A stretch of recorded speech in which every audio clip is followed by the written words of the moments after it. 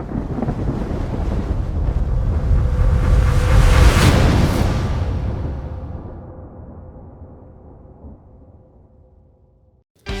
right, welcome to the Bold Strong Show. We have a new episode today, and today we have our pleasure to have Brad Field with us. So welcome to the show, Brad.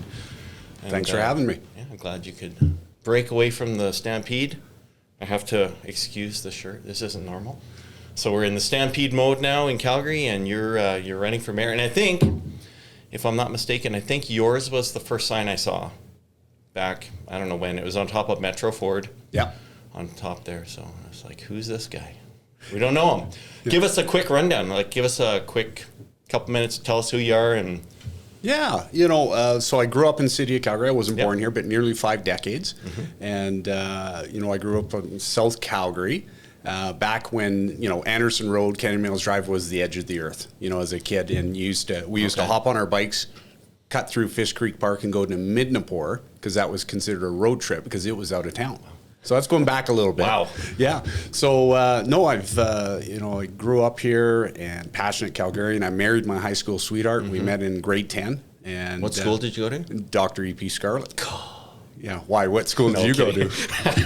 I was in Edmonton. I was in Scona. Oh, there you go. Okay. Yeah. So no hard feelings there. No. Oh, that's awesome.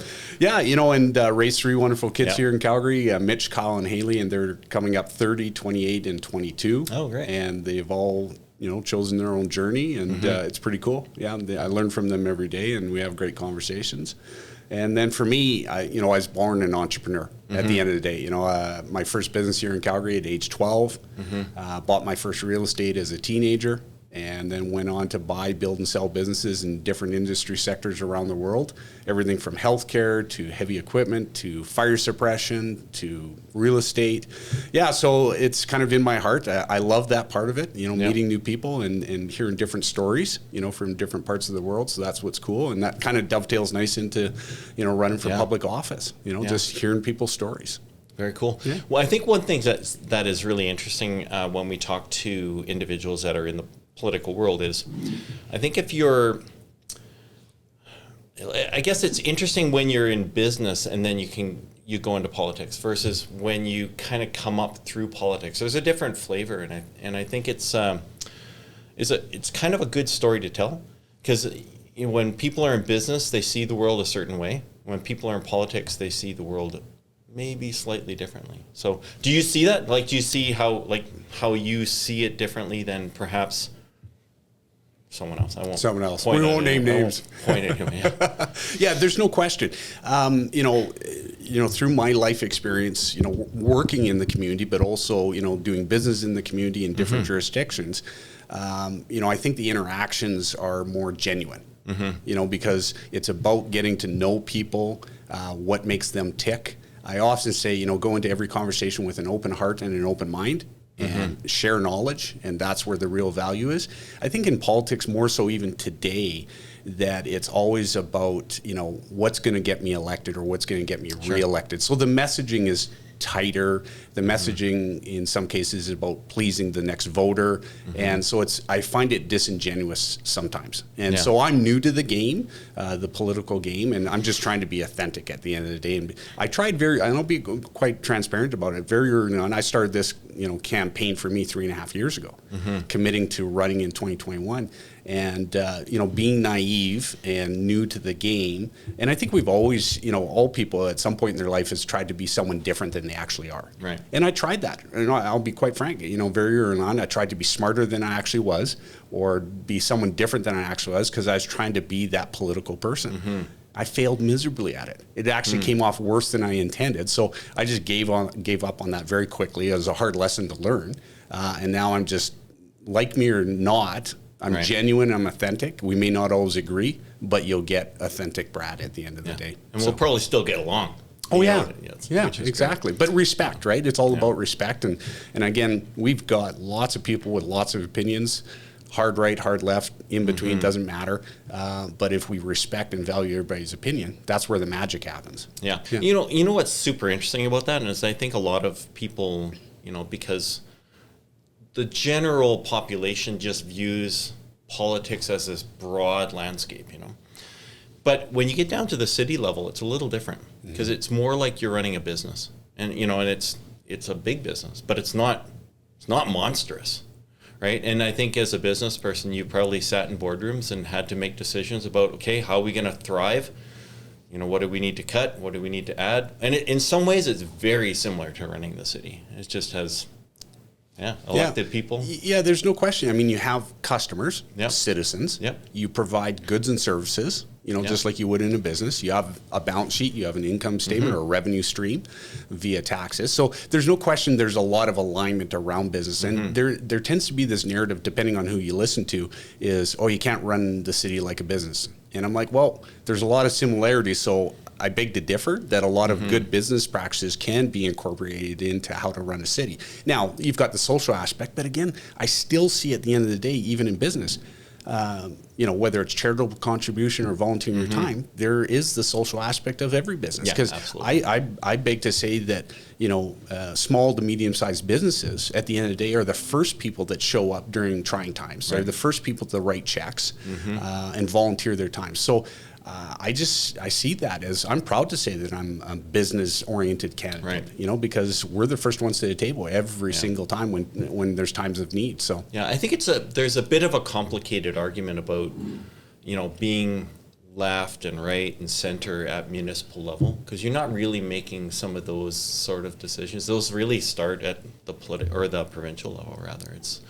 There's no question. This whole, I think that's what disappoints me about society these days. It's so polarizing, and it's really only the outer edges with the loudest voice that are getting heard. I think the vast majority of the people in Calgary especially are right in the middle. They want to talk about collaboration. They want to talk about being open-minded to different ideas. It's only the loud blowhorn people on the outer edges that take all the media newsworthy discussion, and it's just not reality, in my opinion. I think most people are right there in the middle, and they want to talk about partnering and teamwork and collaboration. Yeah, and like when you think about Calgary's opportunity to have social programs, like we're talking about, we can solve homelessness. That's a social consideration, of course. But then you get into the weeds fast. It's like, well, is a green space or a park a social program, or is that just good thinking? Like bike paths have been controversial and installed. Is that like we're kind of promoting an ideology that we should be pushing bike transit versus other things? So it's interesting. There isn't a ton, like we're not talking, like at the city level, we're not going to have a conversation about abortion. Like it's just never going to happen. Yeah, and no question. That's where you gotta have big swings. Yeah, there's no question. There's some stuff that just doesn't fall under jurisdiction. But for me, again, I always use the the ROI, return on investment. But that's not just business. It's not just money. It's social return on investment. Yeah. Sometimes we invest in Calgary in infrastructure projects or a park, and it's a social return on investment. What are we getting for quality of life, for the good of all? And sometimes it's not about money. It's sometimes it's both. Sometimes it is about money and social return on investment. So I think there's a lot of room for discussion there, but we've got lots of work to do too as well. So I think I've seen that at the city level we can have a big impact on social wellness and mental wellness like that. Like it's outside of Alberta healthcare, but by having a vibrant fill in the blank, a vibrant park, a vibrant rec center, a vibrant downtown, suddenly people start to see differently and think differently, and that really drives a lot of things. It drives business, it drives people to be happier, it drives kids to be better kids, it drives crime down. Like and those are a lot of the things that are controlled at the municipal level. Well, yeah, and whether you're providing funding or just being a champion or being a facilitator, bringing the organizations together, whether it's social agencies or community associations or non-for-profit sector, being the facilitator for the discussion. It's not, sometimes the city gets wrapped up in getting into other people's business, whether it's non-for-profit or the private sector business, and sometimes you just need to be there as a supporter. Right. And clear the road for success. But sometimes that's a challenge. But sometimes it's about funding, facilitating. But again, collaboration is at the key, right? That's where we have to work together better. And, we've got room for that for sure. What'll be interesting, and I'm curious what your thoughts are, is like city council is going to be kind of like wholesale changed. Yeah, it's going to be really interesting come Yeah, so November. with Ward Sutherland opting out yesterday, so we're going to see at least 10 new council members. Right. I think that's a huge improvement. And again, there's an argument, it's a steep learning curve if you don't have some wisdom or some history on council. Sure. And there's no question there will be a learning curve, but for me, we need a clean slate start in council, in leadership, in the mayor's chair. And so bringing in a bunch of fresh faces with new ideas, new perspectives, I'm all for that. I'm a term limit supporter. I talk about that. It's human nature. I really struggle with anybody in any position, political or otherwise, because you become complacent. Right. Just by human nature, it doesn't say that you're a bad person or it's with malice. It's just human nature. If you're in a position so long, you become complacent.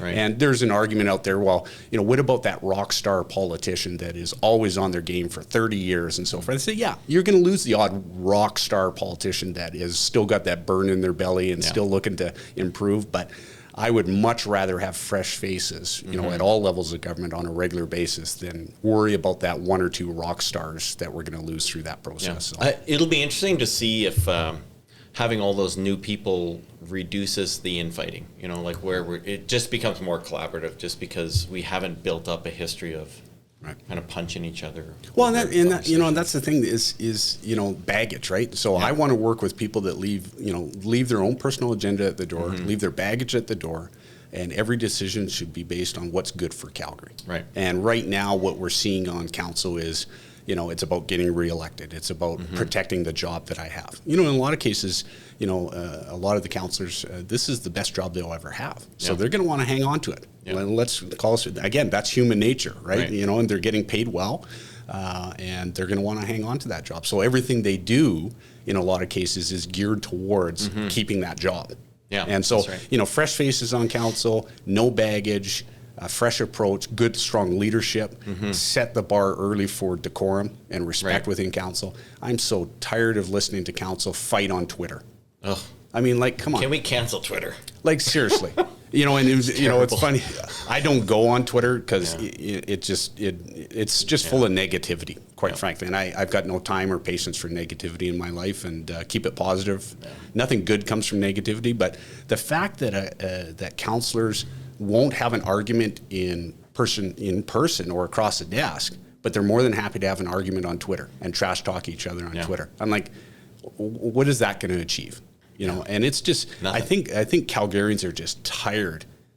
I'm going to back that. Citizens are just tired in general of that type of politics. Yeah. Let's work together. Yeah, we don't have to agree on everything. That's the other thing is, we have to be aligned with Brad's ideas. No, you don't. In fact, I would much rather prefer you not be aligned and challenge me, because that's what happens when, open hearts and open minds, you meet in the middle. That's real progress, right? Yeah. And so for me, that's what I want to get back to is, some collaborative teamwork.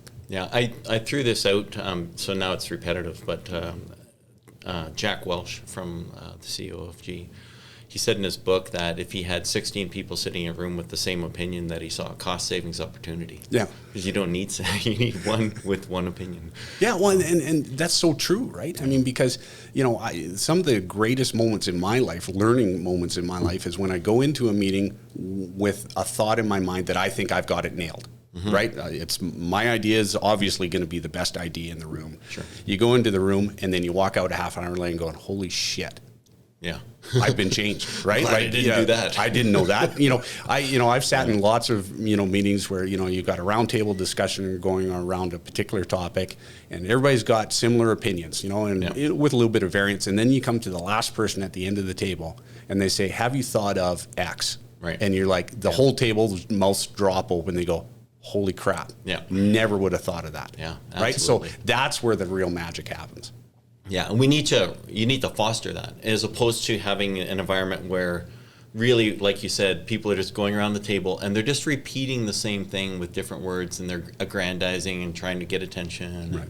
Yeah, it's about showmanship, right? But you see that. I've been a vendor with the city of Calgary for 25 years. I've worked with, different government agencies, state, federal, provincial, all over North America. And what I see within the city employees in city administration, they've been disempowered. Yeah. Right. Instead of empowering those discussions and having open dialogue, they've been disempowered. And so that's the other thing is we've got a really good group of people that work for the city of Calgary, 14,000 employees that honestly, they come to work every day wanting to do the right thing. They're just not allowed to. The system is broken. It's not the people. Everybody always talks about the people. It's not the people. It's the system that's broken. Right. So, bring back that empowerment where, they can bring cost saving measures or new ideas or innovation to the table and not get kicked in the teeth. Because right now, it's not a safe place to bring ideas to the table at the city of Calgary, plain and simple. So it's better to keep your head down and just keep your head down. Yeah. And, I've got, I tell this story, I've got a long-standing relationship with a 35-year employee at the city of Calgary.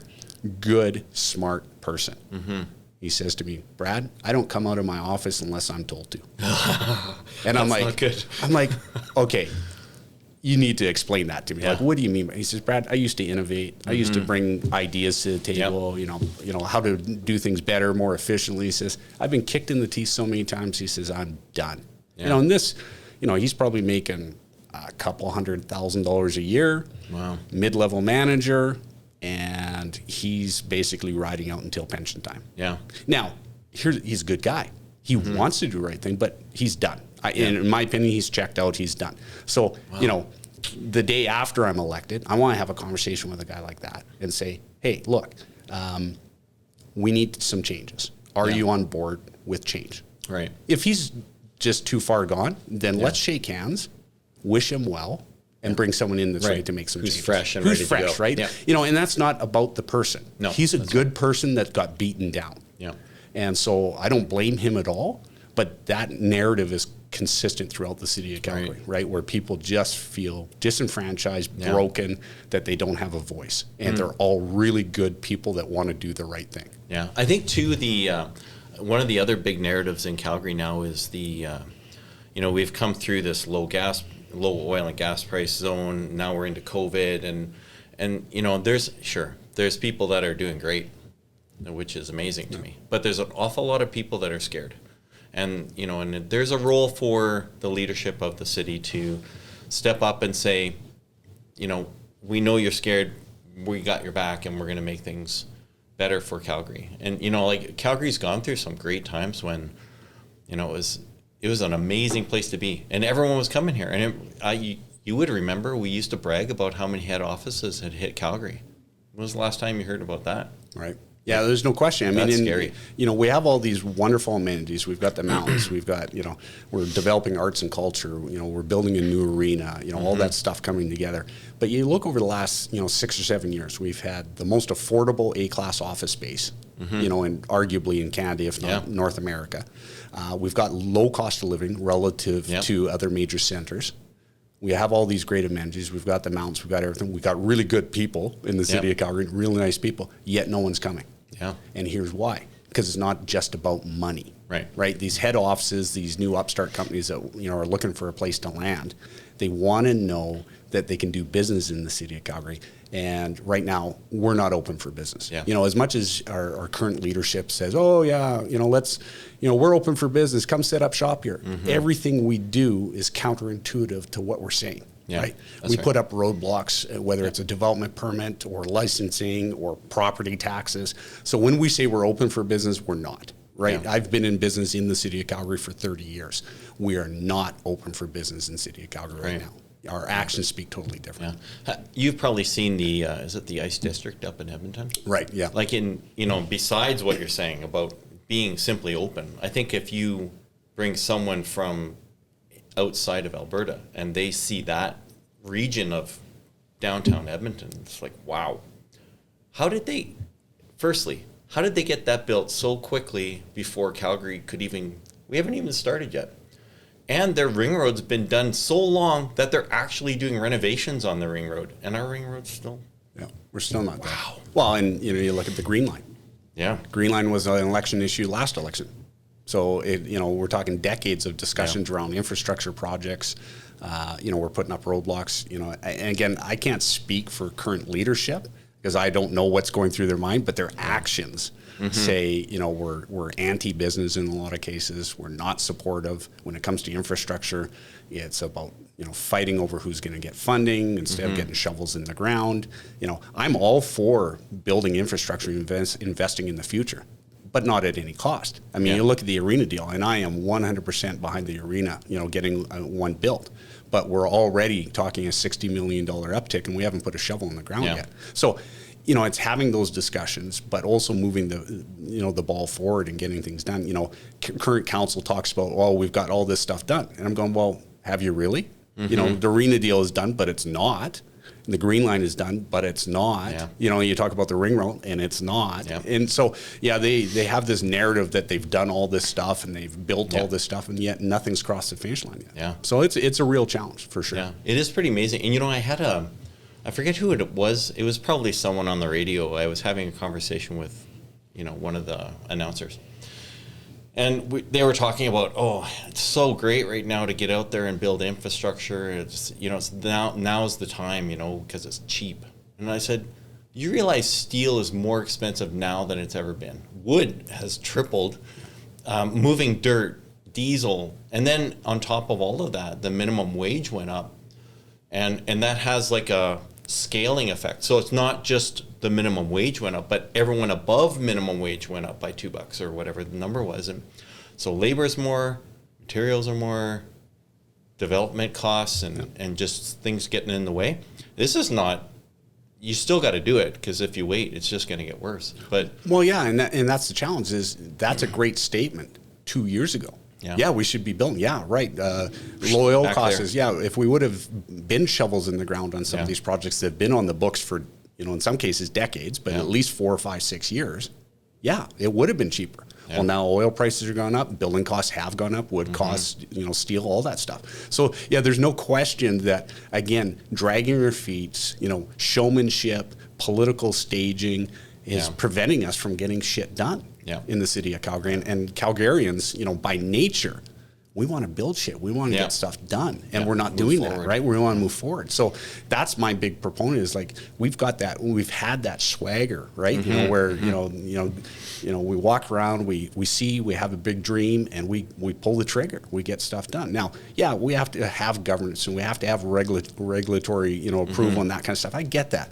But let's lessen that, change that culture of then saying no every time and say yes and how quick. Right? Building permit in the city of Calgary has increased dramatically over the last 6-7 years, and yet we're doing less in the city of Calgary. You go back to 2014, I think we did $4 billion in permits and licensing in the city of Calgary. Well, it's a peak. Well, by 2018, and don't quote me on the exact numbers, is about half of that. Wow. So you would think, okay, well, we should be commercial or just in general, whether you're adding onto your house or building a new community, right? And so we're half of that, because obviously the economy is in the crapper, and we're trying to get things done.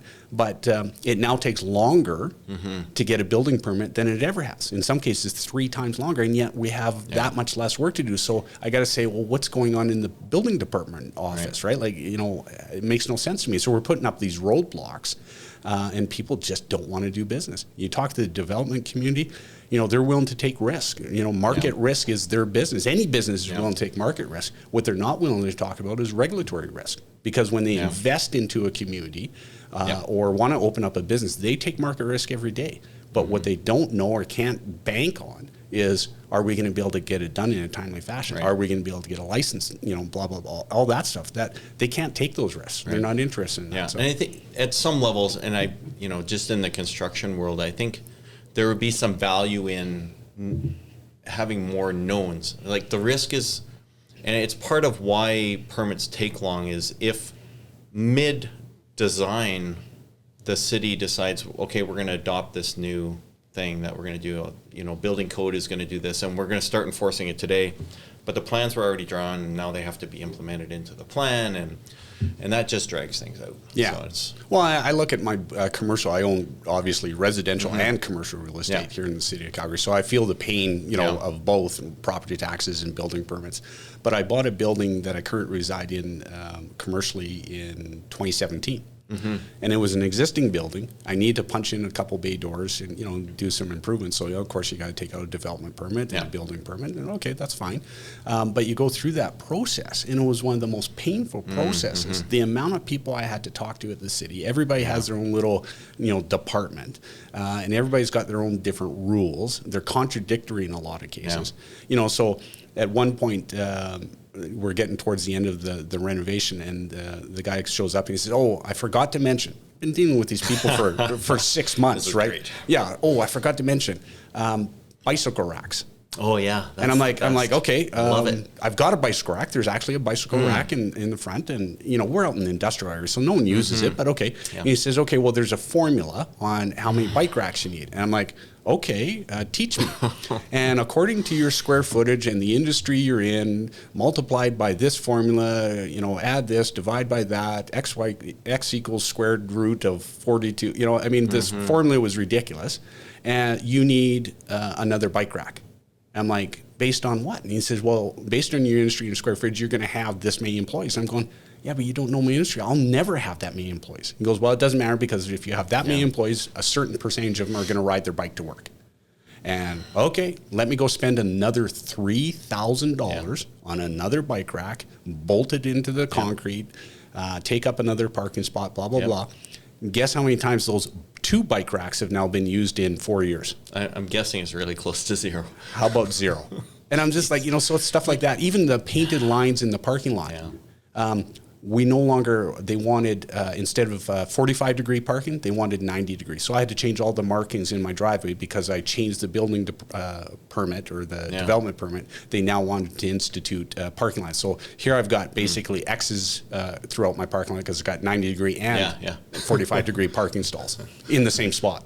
I get on the bike. It drives me insane, the whole bike thing. Like, I rode my bike to work in Calgary, downtown, for 3 years straight. Never drove a car downtown. So no one's going to be able to tell me that, oh, well, it'd be really good if you had this, or we need to accommodate you. No, it was great. And, like, we didn't have bike lanes, but we participated with traffic like normal cyclists in normal places, right? And it's like, and this whole bike thing, like, what happens in that bike rack deal is that now that's holding up your occupancy permit. Oh, yeah. On an item that 20 years ago, we would have said, we'd be hiring an employee and say, you know what, Brad? We got bike racks. This is going to be great. You could ride your bike. I don't have a bike. Yeah. But we still got bike racks. This is going to be really great. Yeah. Now the city's like, nope, you have to have bike racks. And like the reality is simply having bike racks, like if the concept is we want more people to ride their bikes, sure, whatever. That's a great ideology. Let's do it. But like, does having a bike rack cause people to think, I should go buy a bike? There's a bike rack. I could ride my bike. No, it doesn't do it. Not a hope, right? No, you have to be into bike riding first. Well, yeah, you have to be interested. I love riding bikes. Yeah. I road bike. When I bike, I normally bike out of town on the roads and so forth. And so I'm not at all against bicycle. I mean, I love riding bikes, but for the city to force me to put bike racks into a business that will never see a bike rider come to that place of business. And then to expand on that, no sooner did I put the bike racks in, then they come and say, oh, and by the way, we've got one more additive. This is a great one. You'll love this. You need to put an employee amenity area in. I'm like, an employee, so I know what an employee is and I know what an amenity is, but I don't know what an employee amenity area is. Well, it's an outdoor gathering spot. Usually has to have grass, maybe a picnic table and a place where they can relax. Is that for the free range employees that yes, we have? Okay, exactly. Perfect, good. And I'm like, okay, fair enough. It has to be certain square footage and so forth. And I said, and where does it need to be? He said, oh, just pick anywhere on, send me a blueprint and just literally draw it on with a pencil and send it to me. So I installed this employee amenity area in the back parking lot. And I'm going, how's that an amenity area? So there's no rhyme or reason. And in between each one of those conversations, it's 2 weeks. Yeah. Instead of coming to me at the beginning of the development permit and saying, by the way, here's the list of all the stuff you need to do before we'll give you occupancy, they basically piecemeal you. Yeah. So you put your bay doors in and they say, okay, now you need to do electrical upgrade. Yeah. I go, why didn't you tell me that before? And the day before occupancy, you need a bike rack. And I'm like, why didn't you tell me that before? Right. Like, it just makes no sense to me. And they probably argue it's like, it's in there somewhere. Yeah. It's on page 725 or something. Yeah, it's exactly. Yeah, it's not easy to do business in the city of Calgary. So we got to change that. And really, some of those things should turn into, like, there's a different way to do it. Like, if there's no bike rack, then there is this economic trickle down of like, okay, well, anyone who rides a bike isn't going to want to work there and you're going to have a harder time in hiring employees. So then the management's going to say, hey, we can't hire anyone because we don't have a bike rack, and then why don't we install a bike rack? Like, it should be economically driven, not forced from the bottom. Yeah, well, let the market decide what you need to do. Yeah. And again, it's government in general, not just municipal, of being in the business of being in business. Yeah. Stay out of my world. I'll stay out of governance, and you stay out of my world, because since when does a government know what the market will bear or what the client wants? So, for me, whether it's bike racks or the employee amenity areas, my market will tell me to install bike racks, because my employees will say, look, we want bike racks. Yeah. We'll dictate that. So, let the market dictate that. And I get asked the question all the time, well, how will you increase a certain industry sector in the city of Calgary? Or how will you build an industry in the city of Calgary? That's not my job as mayor. My job is to create the environment where the private sector will build what they want to build, and the market will decide that. Our job is just to create that environment where it's barrier free to do business in the city of Calgary. It's easy to do business, but it's not the government's job to create the market. In fact, we don't do it well. So why would you ask them to do it? Right? It makes no sense. Yeah, it's good to encourage things and for sure. To say, hey, it would be great if you guys dump some money into a new mall over here. Yeah, but it's up to you. Yeah, and be supportive of it. But for us to create the market, that's not what we should be doing, right? Just create the environment, be supportive in that part. So you've probably been down to the new Costco on Stony Trail. Oh, for sure. Yeah. And that development project is fascinating. It's going to be huge. Yeah, game changer. I mean, they're very progressive. They're looking to build. You're talking Walmart's, Costco's. They're talking. I heard rumors of a racetrack. Theaters. I mean, the whole 9 yards. Which wonderful. Good on them. And hopefully the city can partner well with them in industry and be a part of that growth strategy. For sure. What's interesting? You just caused me to remember. Like when you think of some of the things that Calgary's lost over the last, I don't know if it's a decade or longer, but we don't have a racetrack anymore. Our automotive racetrack is now gone.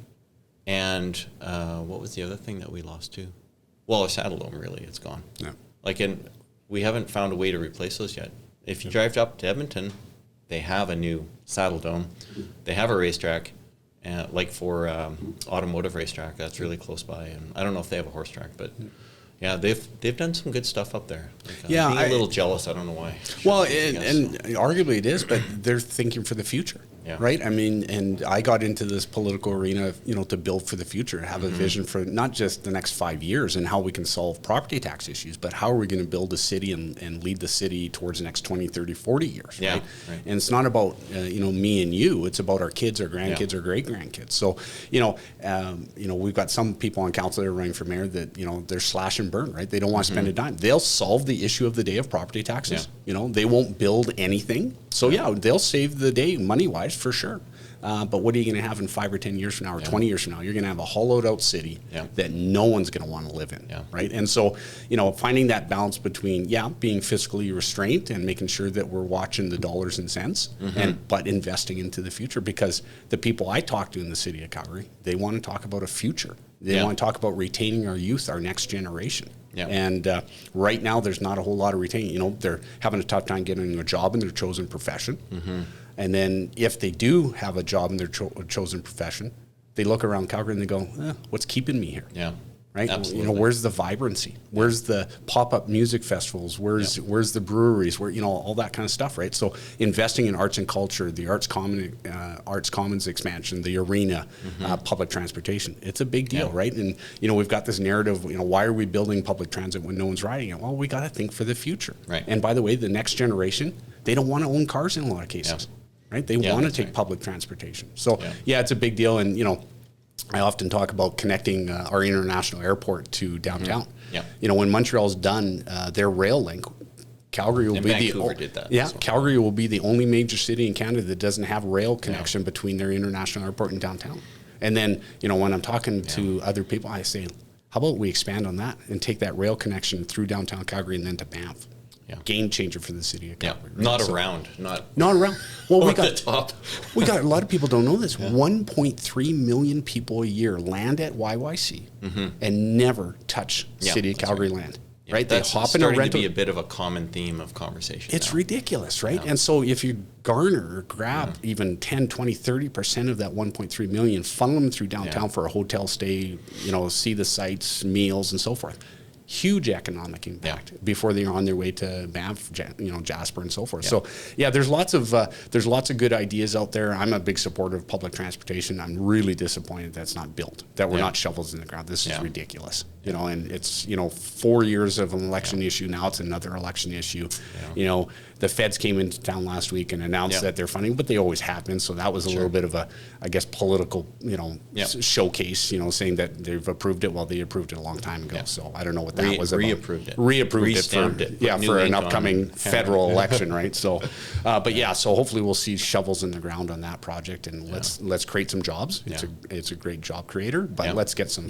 And I think you point out something that's really critical too, and and I think of, I don't know, it kind of puts me on the edge a bit, but I think of Vegas, and like, nobody went to Vegas 100 years ago because it was a field and there was nothing to do there. There may have been a house, maybe. Yeah.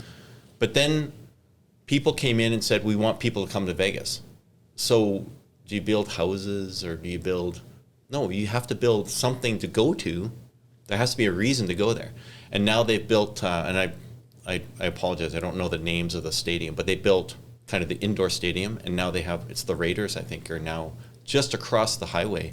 And like, I've been going to Vegas forever, and that's an absolute game changer. Yeah. Like, that's shocking. Like anyone who knows Vegas, they know that, like, of course the Strip is busy, but it's busy with just one industry, really. Now there's sports on one side of the highway and the other side of the highway. That is absolutely going to monsterably. Easy for you to say. It's going to make a huge difference to the other side of the highway, and it's going to explode over there. It's absolutely going to explode. Yeah. And now people, like, if you didn't have a reason to go to Vegas, you now have a reason to go to Vegas. Yeah. And like, we need to get that arena done, because that's a big reason to come here. And then we just need to sit back and say, why are people coming here? Are they coming for the casinos? Our casinos are, they're okay, they're there, but you don't come here for the casino. So if someone's coming from China or Japan or, the Orient, why would they stop in Calgary? Yeah, no experience. What's the reason? Well, and that's, you've got the National Music Center, which is an iconic building. It's a piece of artwork in itself. And they've got, we've got the potential to be headquarters of Music Canada and Music North America. Why can't we be the Nashville of the North or Music Center of North America in the North, right? And so, developing what we have, the infrastructure we have, and the people in place that we have.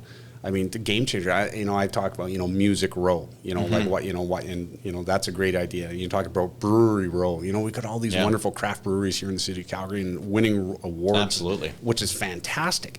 Let's develop that. Let's create that vibe, right? And so, whether it's artwork, public artwork in the city of Calgary, give a reason, to get a Photoshop or a photo of yourself in front of something.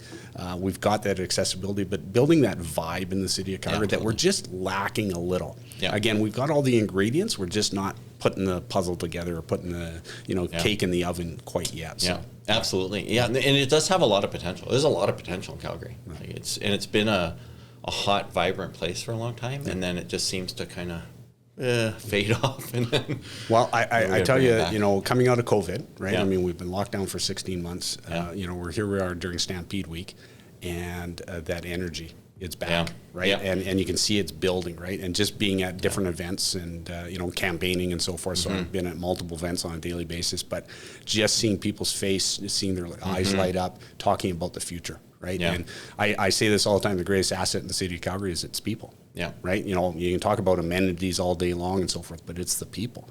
Yeah. And we've got something special here in Calgary, and we need to foster that and grow it. And so giving a reason for people to stay in Calgary, also attracting new, because positive attracts positive, and you get that momentum building, and people just gravitate to Calgary. So I think we're going to get there. Just need some strong leadership, but I love the city of Calgary. I love what it has to offer, what it's provided me, but we just got to get that vibe going again. Yeah. And we're just this week I've seen the uptick, right? The energy level, and we're on the right path. It's very exciting. I was thinking before you came in about a story. I was thinking, should I tell him this story, because I know what you do for a living, kind of, or you have done. And it was a bit of a metaphor for the city, and so I'm going to tell you, because I can always cut it out later. But I was on the highway one time. I was driving on the Highway 2 coming south from Edmonton, and I was in my truck, and I was young, and I must not have been paying attention, but my truck started overheating, and I thought, I got to turn the engine off. So I grabbed the key and pulled it back, which also locks the steering wheel. And then the road turned, and so I was in a swamp, and I had to call a tow truck. So, and I think it's a bit of a metaphor for Calgary. Is like, yeah, we're just cruising down the highway, everything's great. Then we have a little bit of a problem, and suddenly we're in the weeds. It's like, what happened? Like, we have other major cities pulled through this, and they didn't put their steering into full on lock. Yeah, you didn't lock it up, right? Yeah, and you're right. And because, I get asked now that I'm in the political arena, I get asked all the time, so why? Where did we go wrong? And so, and this is just my opinion. It's anecdotal at best. But, we've had the energy sector backstopping us for decades. For 40, 50 years, right? So I firmly believe that a lot of the cracks that are showing in how we operate the city right now are due to the fact that we just didn't recognize them before because we always had the energy sector writing checks to backstop us, right? So what happened in 2014, at the tail end of 2014, we see the energy sector drop off. And I honestly believe if it would have recovered in 2016, 2017, we wouldn't even actually be having this conversation because we would have had enough in the coffers to cover us off and we would have just gone back to normal and so forth. But because the downturn lasted so long and we basically didn't have the energy sector backstopping us anymore, all the cracks shown. But the cracks were there for decades. Bad business operation. Again, I've been a vendor with the city for 25 years. Bad business decisions, bad operations have been there for a long, long time. So I don't even blame current council. I blame them for not doing something about it. But this is decades in the making of just bad operations within the city and being complacent because we could afford to be complacent. Because we always had the backstop, right? So. Yeah, and then when you have businesses clamoring for people, which it was, like 10 years ago, or 10 or 15 years ago, it gives you a pass a little bit. Like businesses paying tons of money, economics are good, so you don't have a park. Right. You're still going to get paid double what you were getting paid over there. Right. So come on over. And land was cheap, houses were cheap, everything was good. Now you have to reinvent. Well, you have to you've got to be creative, you got to be innovative and you work hard, right? Like I've often said, because I've operated business in different countries, and Canadian business operators are what I consider the best in the world. I really firmly believe that, especially when I go up against U.S. operators in competitive bids and so forth. Canada business operators will kick their ass all day long, 24/7, 365, because we need to, because the market's that much smaller. We have to earn every customer we get, and we got to work hard to keep them. Down there, the market's so large, and I see that, and I see it in their attitudes. If you're a U.S. operator, Mr. and Mrs. Customer, hey, look, if you don't like my pricing or my customer service, get out of the way because I got 100 other people stand behind you ready to write a check. That's right. Well, in Canada, that doesn't fly. Right? Like you got to earn your customer and then you got to earn the right to keep them. And so for me, it's just having that burn in the belly, right? Always looking to do better, always looking to improve. Not to say that we're bad today, but can we be better tomorrow? Yeah, I think we've had a bit of a wake-up call, though, too, where like Calgary has all this innovation, we've got smart people, and we've got a long history of figuring out how to make things work and design things. Like just think of all the oil and gas stuff that we've invented here in Calgary or in Alberta, let's say. And then I think now that oil has changed and COVID has changed, it has caused some of our businesses to look outward. And I think in some ways it's made them better too, because they see those crummy operators in the States who aren't really innovating, and they bring Canadian innovation to now Texas or what have you, or Middle East. Yeah, no question. And suddenly Calgary or Alberta becomes a hub for this technology and innovation. It may take some time to actually be able to put a brand on that. Well, and I think it's a big deal. It's a huge deal. And to your point, some of the greatest innovations in clean technology have come right out of the city of Calgary within the energy sector. So, that big old bad energy sector is actually leading the charge right here in Calgary towards cleaner energy. So we have to support them, but being innovative and being creative, being open-minded, to new technologies, new ways of thinking. That's what Calgary's about, because that's how we built the city, right? Is be creative, be innovative. And when someone puts up a roadblock, you either smash through it or go around it. But right now, the challenge is that the city's putting up a lot of roadblocks that we just can't get around in a lot of cases. Yeah, you know what's an interesting thought too? You mentioned doing business in other countries, and I think it's when we envision Calgary and we say, what do we want Calgary to be? And I think obviously there's going to be a motivator to get on the list and say Calgary is the best place in the world to live. But then, and I've always wondered, is like, do we go to Norway and look at what did Norway do? Well, that must work in Calgary. Or then we will go down to New Orleans and it's like, oh, New Orleans has that. That's probably going to work here. And like, I think we end up solving problems that don't exist sometimes. Sometimes we even create problems that don't exist. Yeah, just so we can solve them. Yeah, like we need to just look around and say, what innovation did a city have that actually made a significant difference? And yeah, let's duplicate that. I think you had talked a bit about Denver and how Denver has like re-envisioned itself and put itself back on the map. I honestly don't even know what they did. Like I need to fly down there and see what did they do. Well, yeah, and there's lots of examples. Again, we don't have to come up with this magic solution. Yeah. We don't have to be rocket science. Yeah. Look to other jurisdictions. Right. I mean, we're not the only city in the world that's ever hit hard times. Yeah. Right. So look around the world, look in North America, and say, okay, who has gone through or who is going through what we're going through right now? Let's cheat. And steal their ideas, and adapt them to Calgary. See what worked for them. You look at Denver, Austin, Texas, Pittsburgh. There's dozens, hundreds of examples in North America that have been in the same position over the last 2 or 3 decades that Calgary's in.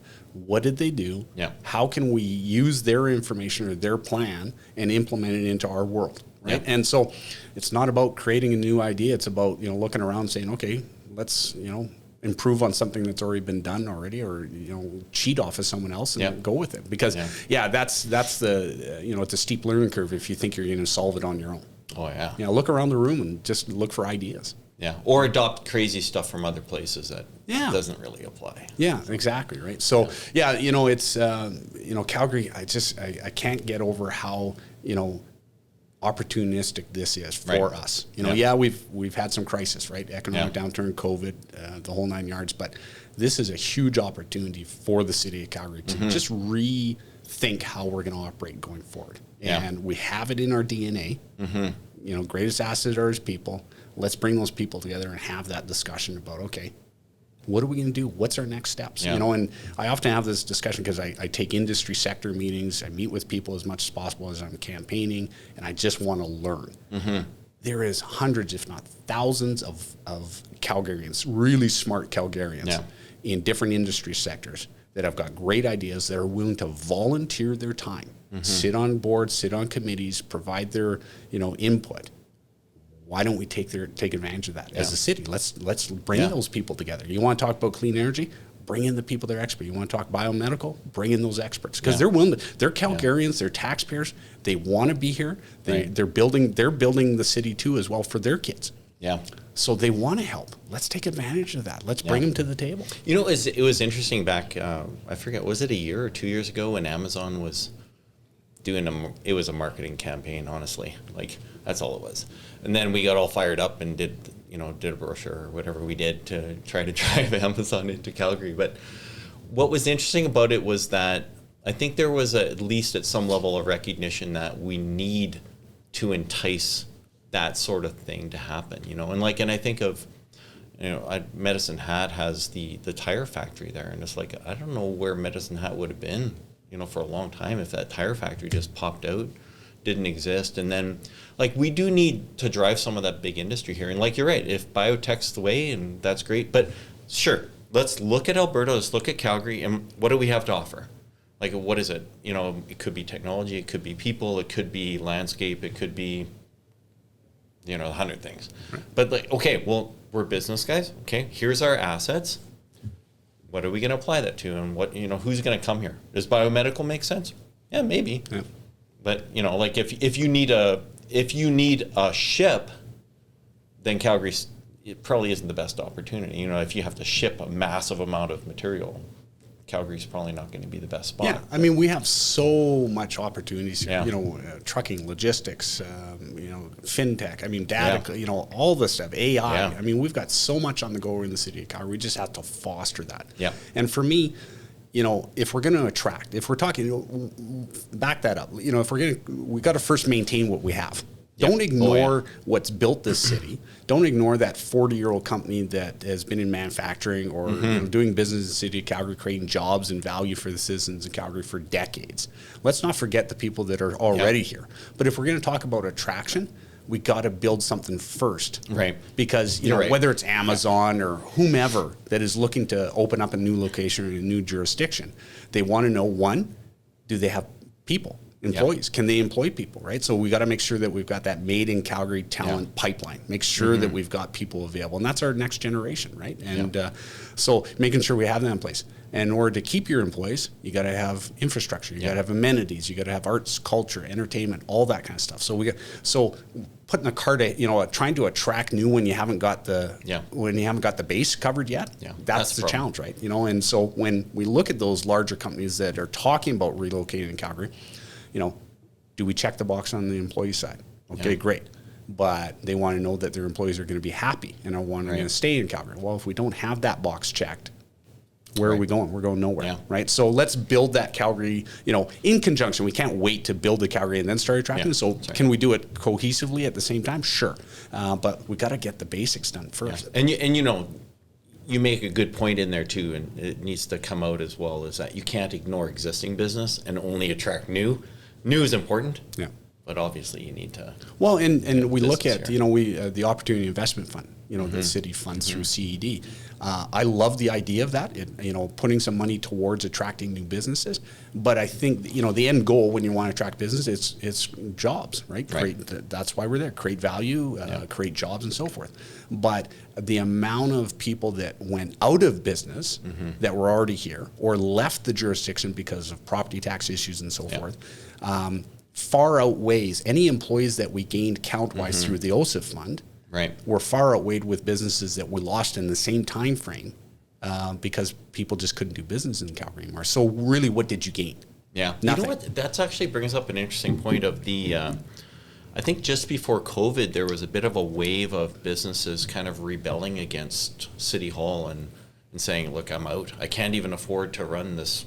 There was all kinds of restaurants and pubs that shut down and made a big stink.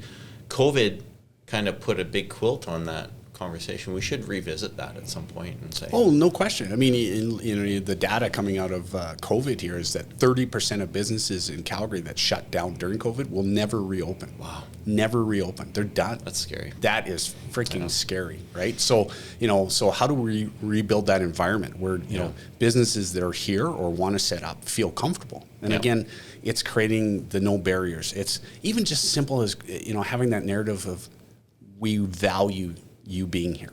We want you to be here. You look at our Dairy Queen debacle. That's right. Here's a family that's built a small business, and for years, they have an unfortunate incident that burns to the ground, and the city goes out of their way. You would think that they went out of their way to basically shut them down permanently. Yeah. The city, council knows best attitude. Well, you don't want to rebuild the Dairy Queen. We want you to put in a high-rise condo. And I'm like, these people are just living hand to mouth in a lot of cases. You're taking away their wherewithal, their income, and that's their idea. So just creating a better narrative where we actually are welcoming to businesses, and we just don't have that. Right now. I'll feed you something interesting here, so you can use this. But you have all this business experience, all this experience in Calgary. You can say, look, I've been through the NEP program. I've been through dot bomb environment. I was there for 2000, the financial collapse. We're here for we had a 2014-15 event of low oil prices. Now we got COVID. That's a lot of experience that you bring to the table to be able to say it's going to be okay. Yeah.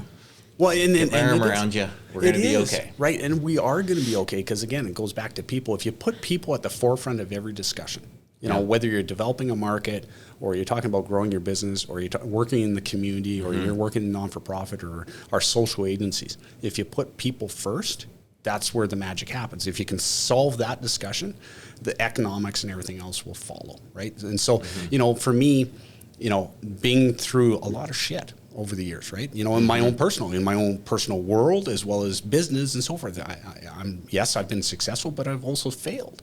right? Yeah. So I see both sides of it. Yeah. I know what I've done wrong in the past. I know where I need to improve. But we've got this. You know, the city of Calgary, we've got great people. We've got great energy. We've got this, plain simple. Confidence level, we're coming out of this global pandemic that's been tough on everybody. We've got to heal as a society, I mean, because it's been very polarizing.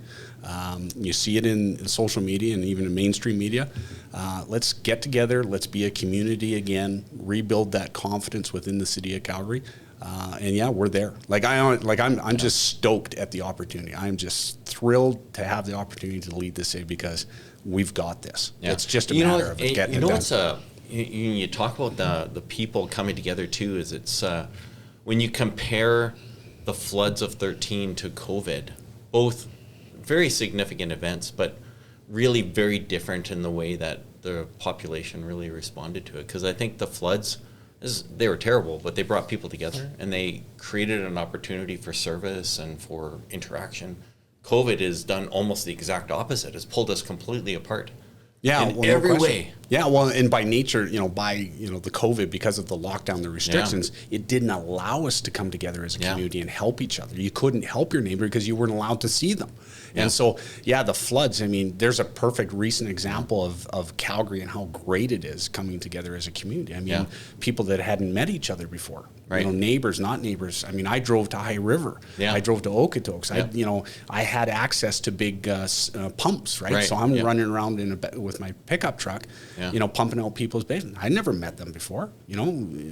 Just drive by. You need help. Let's get your basement pumped out. So that was the greatest thing about that is coming together and the greatest success in life is when you help people at the end of the day, and that getting a hug at the end of the day after you pumped out someone's basement or hauled their crap out of their basement after a flood and stuff like that.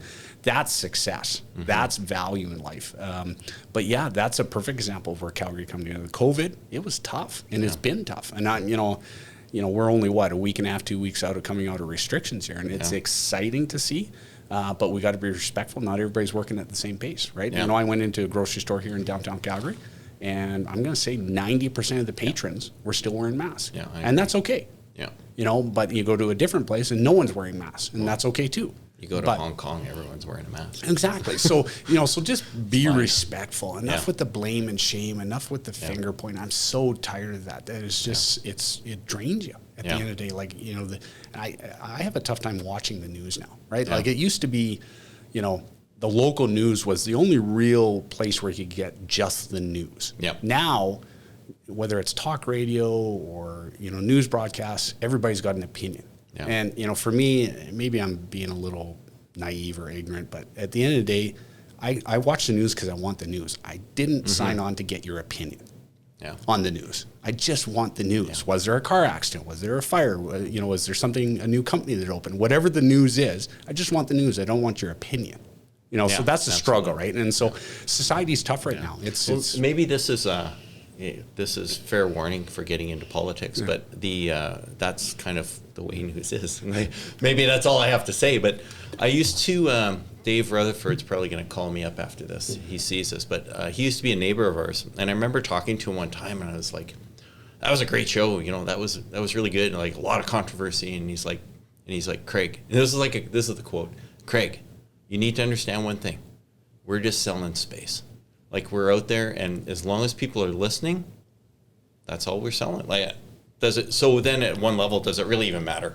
And then I got to think about that, and it's like the news is they're selling advertising, and so really, the longer they can drag it out or create cliffhangers, and it's like we'll be right back in a minute, and then you're going to find out what crazy thing happened. Yeah. They're just trying to keep people online. Well, that's all they're doing. And it's interesting because, again, me being naive to this, and then I'm doing on-air interviews or interviews for print magazine and so forth. And so, me, I'm a storyteller. I just love conversation.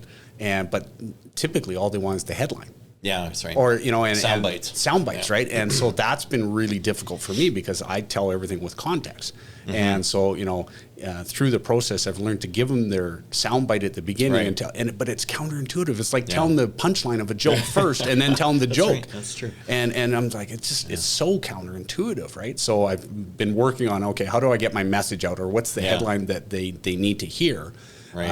And if they decide to print or play the context, great. Right. But get the headline out first, right? Yeah. So it's interesting, Yeah. And I go back to this. I think you have a great history, and like that's, like, I don't know, the other people that are running for the various roles, not even just the mayor. Yeah.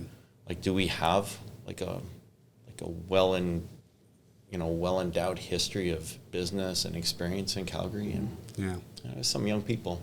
Yeah, it's and I have a newfound respect for all politicians. Yeah, anybody who runs for public office, don't judge too hard, because honestly, it's a tough job. And so for everybody who's running for council, mayor, or otherwise, or federally, provincial, doesn't matter, I do have a newfound respect. Now, I may not necessarily agree with your values and how you go about it. Not supposed to. Yeah, but I do respect the fact that you've put your hat in the ring and you're going to go through, because it's, in a lot of cases, it's thankless and you're under scrutiny 24/7.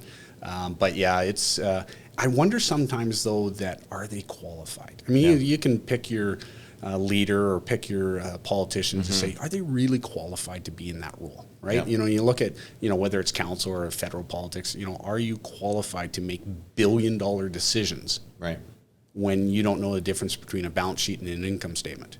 Yeah. Like, what makes you qualified to have that discussion, right? Yeah. And just the same, maybe I'm not qualified on certain issues either, but I really question sometimes, who we're electing at all levels of government, should they be in that role? Yeah. That's a tough call, because I think people don't necessarily look at someone and go down their resume and say, they're not hiring them in the way that we would hire someone. They're more, I'm looking for a buddy, and like, oh, I believe in this guy. This is my new coach. And you're kind of like you're recruiting a coach or something, or a life coach, rather than, and you're right. Like, you haven't sat on city council. So does that mean you're not qualified to sit on city council? But then there's been dozens of people who never sat on city council or are sitting on city council. Well, yeah, you got to start somewhere. Yeah. And you're right. I mean, because the pushback against a person like me for running is, well, you have no experience. I'm going, okay, but experience in what? Yeah. Making billion-dollar decisions? I'm closer to that than you, being whatever your qualifications are or aren't. So yeah, there's, what makes you qualified to run for city council? And actually, one thing that's kind of interesting about when you take a business person who makes, let's just tune the number to 100 million for context, and a politician makes a decision about someone else's money and someone else's problems and someone else. It's always someone else. Yeah. But a business person who makes a big decision, it's like, it's your house. Yeah. Well, and I mean, as a business operator, as an entrepreneur like myself, I've mortgaged my house. I've paid my staff on lines of credit on my own personal. Get out your credit card. Get out my credit card. You do what you got to do. So we often say, I sign the front of paychecks. Most politicians sign the back. All they do is cash their checks. That's good. I like that. Well, right. And so I know what it's like to sacrifice. I know what it's like to be responsible for hundreds, if not thousands of employees over, 30 years, right? And making sure that, when I shake your hand and you're an employee of mine or we work together, that at the end of the day, you can cash your paycheck with confidence and pay your bills. Right.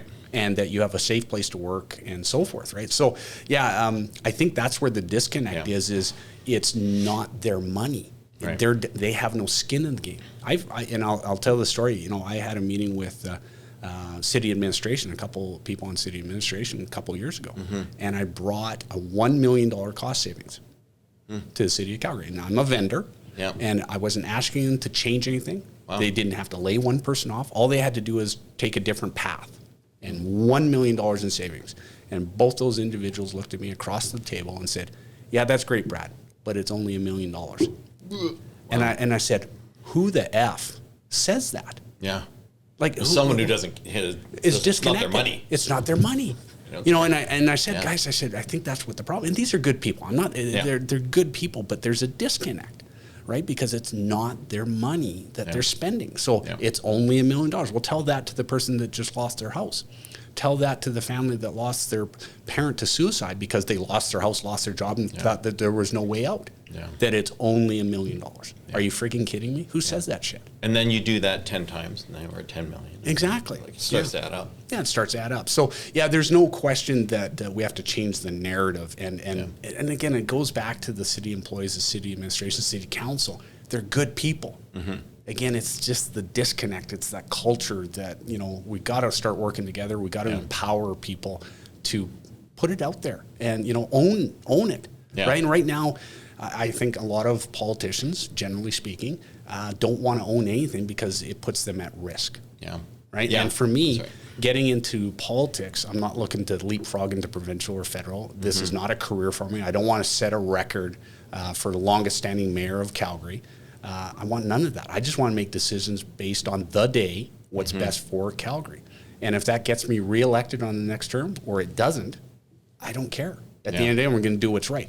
Now, the people that are holding on to those jobs, they're about sound bites, they're about showmanship, they're about getting reelected in a lot of cases. So, not all of them, but some of them. I think, you know, and just to jump back a few minutes ago, we were talking about having respect for politicians, and I think it's one thing that's been really interesting as I've talked to people is that despite there being disparate ideas about how to get somewhere, almost universally, I've never really talked to anyone who didn't have the best intentions. And that means that really it's a thematic sort of thing. And maybe I just haven't bumped into that person yet as possible, but everyone I talk to, they want Calgary to be a better place. They care about you and me, and they actually care for things to get better. And you can have respect for that, even if you think that the path is not the 100%. Right path, so. Yeah, I mean, I've had numerous conversations with our current leadership, counselors and so forth. They're all good people. Yeah. They go in with the best intentions. Methodology, I question sometimes, you know, how they get there, no question, different value system. But they're all passionate Calgarians, the vast majority. I don't believe anybody goes into this role with malice or with this evil plot of world domination. I don't believe that. They somehow get misguided sometimes. They get off track. But they're passionate Calgarians that want to give back and make Calgary a great place. Do they succeed? Yeah, sometimes. Sometimes they fail miserably. But it's not through malice. It's not through bad behavior. Their methodology sometimes is in question. And that kind of brings us to like a real interesting point is, you know, you're probably, I don't know, to be favorable for you, you're 20 years from retirement. 30 years. But, you know, you've been successful in business and, you know, you don't need to do this. You're going to get some brain damage going in. So why are you doing that? Like people have said to me, honestly, Brad, they've said, Craig, you should get into politics. You'd be so good. And I was like, nope, not into the brain damage. Not interested. And you're right. You know, I was approached, where this started from was about 5 years ago when I was approached by some Calgarians, people I worked with in business and community and so forth. They said, you know what? Have you ever considered, you know, running for public office, i.e. the mayor's chair? I'm like, no. No, I was like, no, I have never thought of politics. I had no interest in it. You know, you get a little bit of an ego boost because you got some players in town that think you're someone cool and you think you got, you know, a big head and you should go into public office. You're going to be called worship? Yeah, his worship. Well, here, let me tell you. So my wife, Cheryl, I love and adore dearly.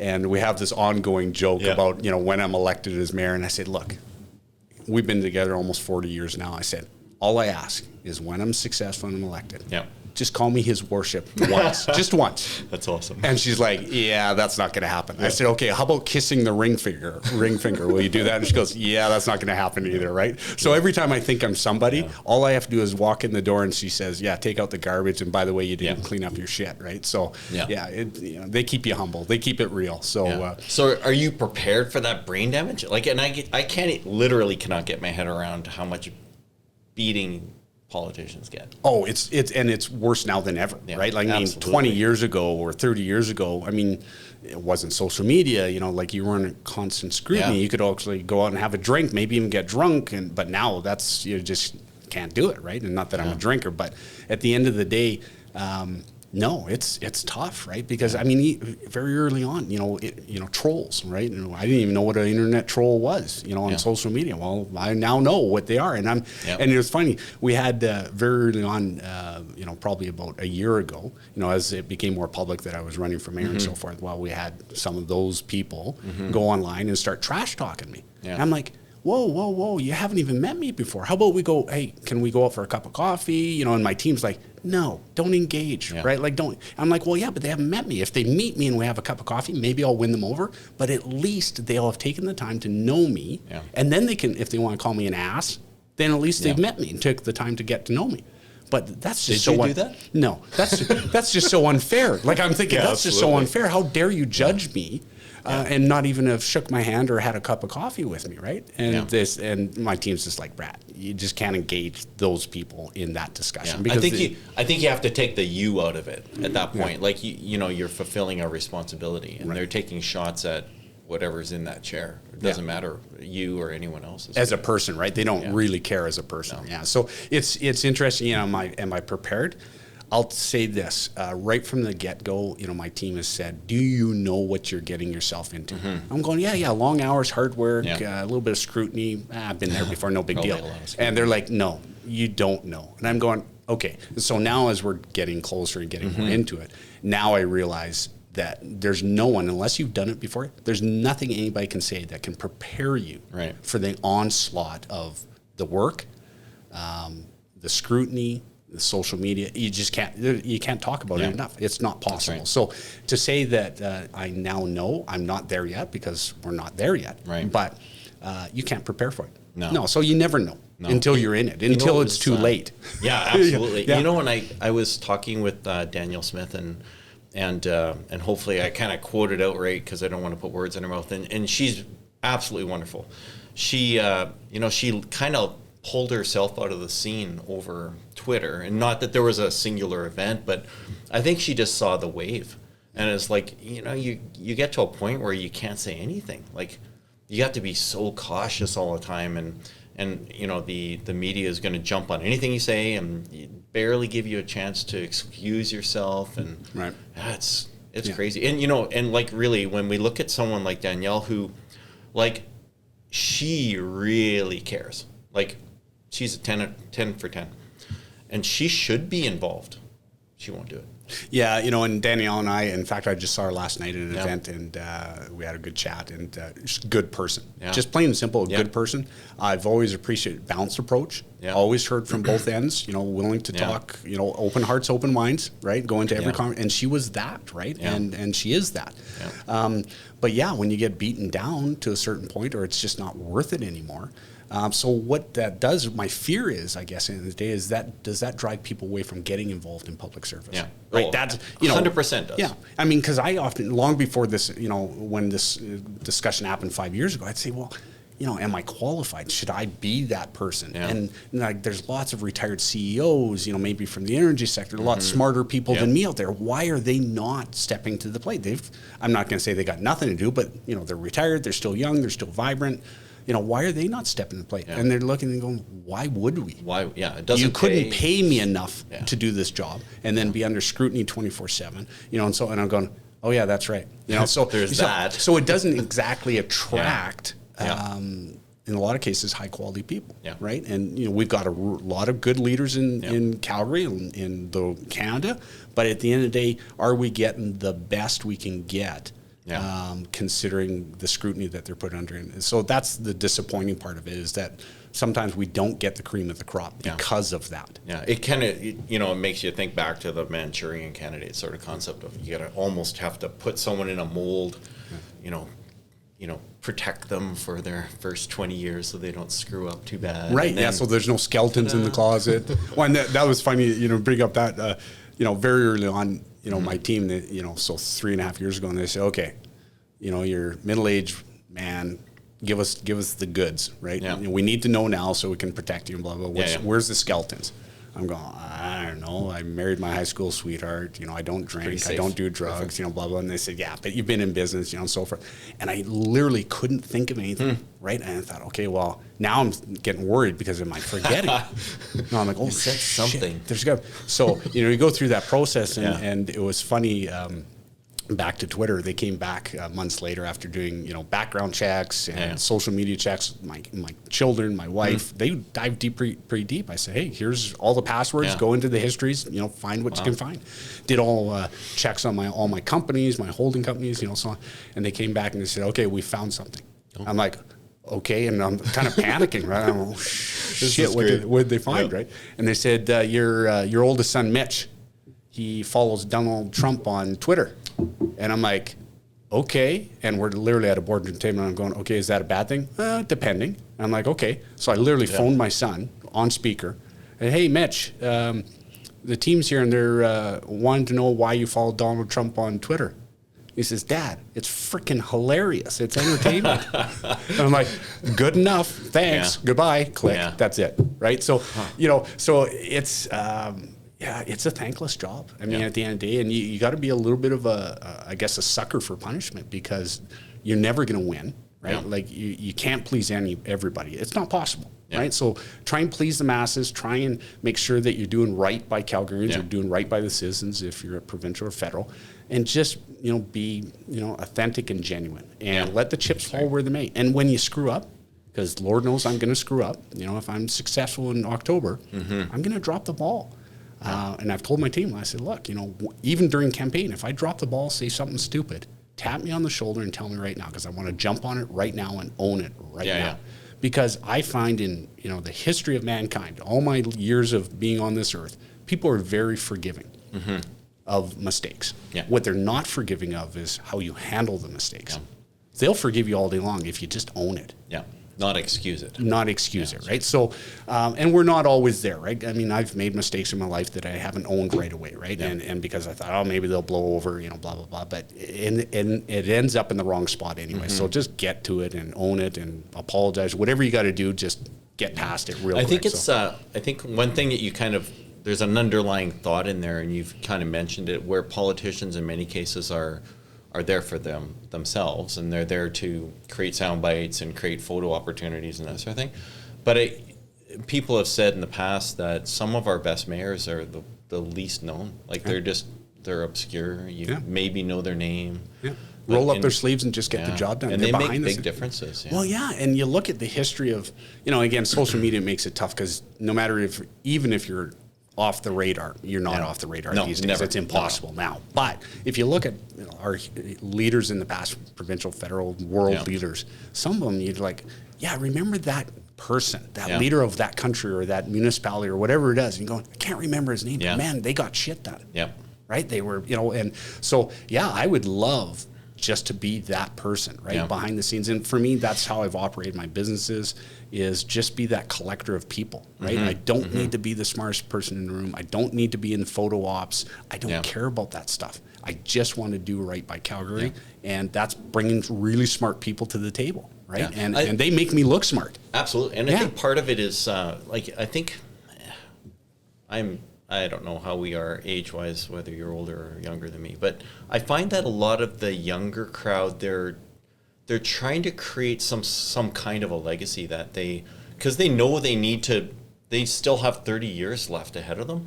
Whereas, as we get older, we're just like, after this, I'm going to Hawaii. Like, I'm not going to, I'm not trying to be president or, I'm just here to do this thing. Yeah. And it's not about me. It's kind of about you. So I'll just do my best and then get out of the way. Yeah, I mean, and we've been meeting, over the last years, but more recently with that next generation, because that's why I'm in it. You know, it's not about you and me, and you're probably a lot younger than me and better looking. But anyways, that being said, it is about them, right? I want to make sure that my kids call Calgary home, right? And raise their families, build businesses here, have their careers here. Everything I do is geared towards that. And so it's a challenge sometimes, because when you're talking to different demographic age groups and so forth, and you've got an older generation that has been very successful, or, arguably want to protect what they have, which is great, of course. But sometimes they're not looking to the future too as well. But if I remind them about their kids and their grandkids and great-grandkids in some cases, they go, right. Because we often forget what got us here. Right. Yeah. And, so if you've been in Calgary 50, 60, 70 years and built businesses and so forth, sometimes we forget why we came to Calgary, why we built our businesses and created families here in the city of Calgary. Yeah. So, reminding of that sometimes. And but I find the vast majority of Calgarians, for the most part, are looking for the future. And they want hope. They want a vision. They want confidence. right? They want that swagger back that we once had, right? That can-do attitude. Yep. Let's build some shit. Let's get some stuff done. Make this a cool place. Make this a cool place, right? And that's public transportation, that's arts, that's culture, that's access to the mountains, that's, you know, the whole ball of wax. We can have it all. We really can. Now, it's not easy. We got to look at how we operate the city of Calgary, how we can do things better, how we can do things more cost effectively, but we got to invest in the future of Calgary. Because otherwise, you're right. There'll be an exodus. Oh, it is. And you know what? My wife was telling me, and I would have to research a little bit, but I think the University of Calgary pulled one of their engineering programs. Oh. That's a little scary. And it was like an oil and gas or petrochemical engineering. I have to check into it. Maybe I'm talking off crazy, but that's a little scary when suddenly our school systems aren't promoting the thing that we're best known for now. Isn't that scary? Yeah, no kidding. Well, so you look at that environment, and, you know, we've got this massive amount of occupancy availability in downtown. We've got, you know, this vacancy rate, right? And so I'll tell you my number before you go any further. Okay, go ahead. 40%. Oh yeah, I think it's 40. Yeah, and you can say, anyone else can say it. No, it's like 23.7. Yeah. Okay. I can walk around and point at it. Yeah, and do the quick math. Right there. Yeah. Well, and the other thing is too is, you know, in a lot of these cases, the tenants are just paying operating costs to be in the space. And it's not up for sublet. And so you kind of go, okay, so is that really occupied? If they're just, you know, I suspect that you're probably right. You're probably at 40. You there. No, that's all right. I've been hijacked before. Just talk to my wife. Every time I start a sentence, she cuts me off and says, "You don't know what you're talking about." But yeah, so you know, you look at the downtown vacancy rate and how can we better utilize, you know, and you know, how can we bring students? I've had this idea that, you know, I'm trying to push is how do we get high school and post-secondary students into the downtown core, right? One, we repopulate it. You know, in post-secondary, maybe we even get them living in the downtown core. Live in the downtown core, go to school in the downtown core, but do their co-op programs all in the downtown. So I talk about, you know, can you imagine going to school in the morning, you know, waking up in your condo in downtown, affordable housing or residency with the University of Calgary or MRU, wake up in the morning, walk upstairs to your class, do 4 hours in class, and then take the elevator to the 30th floor and do your internship or co-op program with one of the new great companies in the city of Calgary. Yeah, that's actually a model that's in other cities. Right. So I have a friend who's he's got a daughter who's in music at a ridiculous level, and she's in Boston, and it's very much like that. Yeah. And it's beyond just one thing, because I think you need to build a bit of a circle around things, much like the music center. Yeah. Like you need to have 5 schools that do that, because then you can, you know, cross-pollinate. No question. But with that, you also have to have amenities. So right now, I think we've got 1 or 2 grocery stores in downtown Calgary. I mean, the one out in East Village is the Superstore.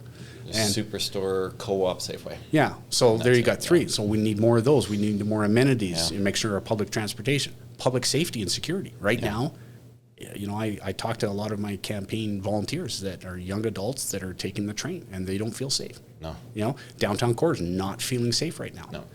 So making sure, you know, if you want people to live and work in downtown core, make sure they feel safe. And right now we're not achieving that. So there's a lot of work to be done there.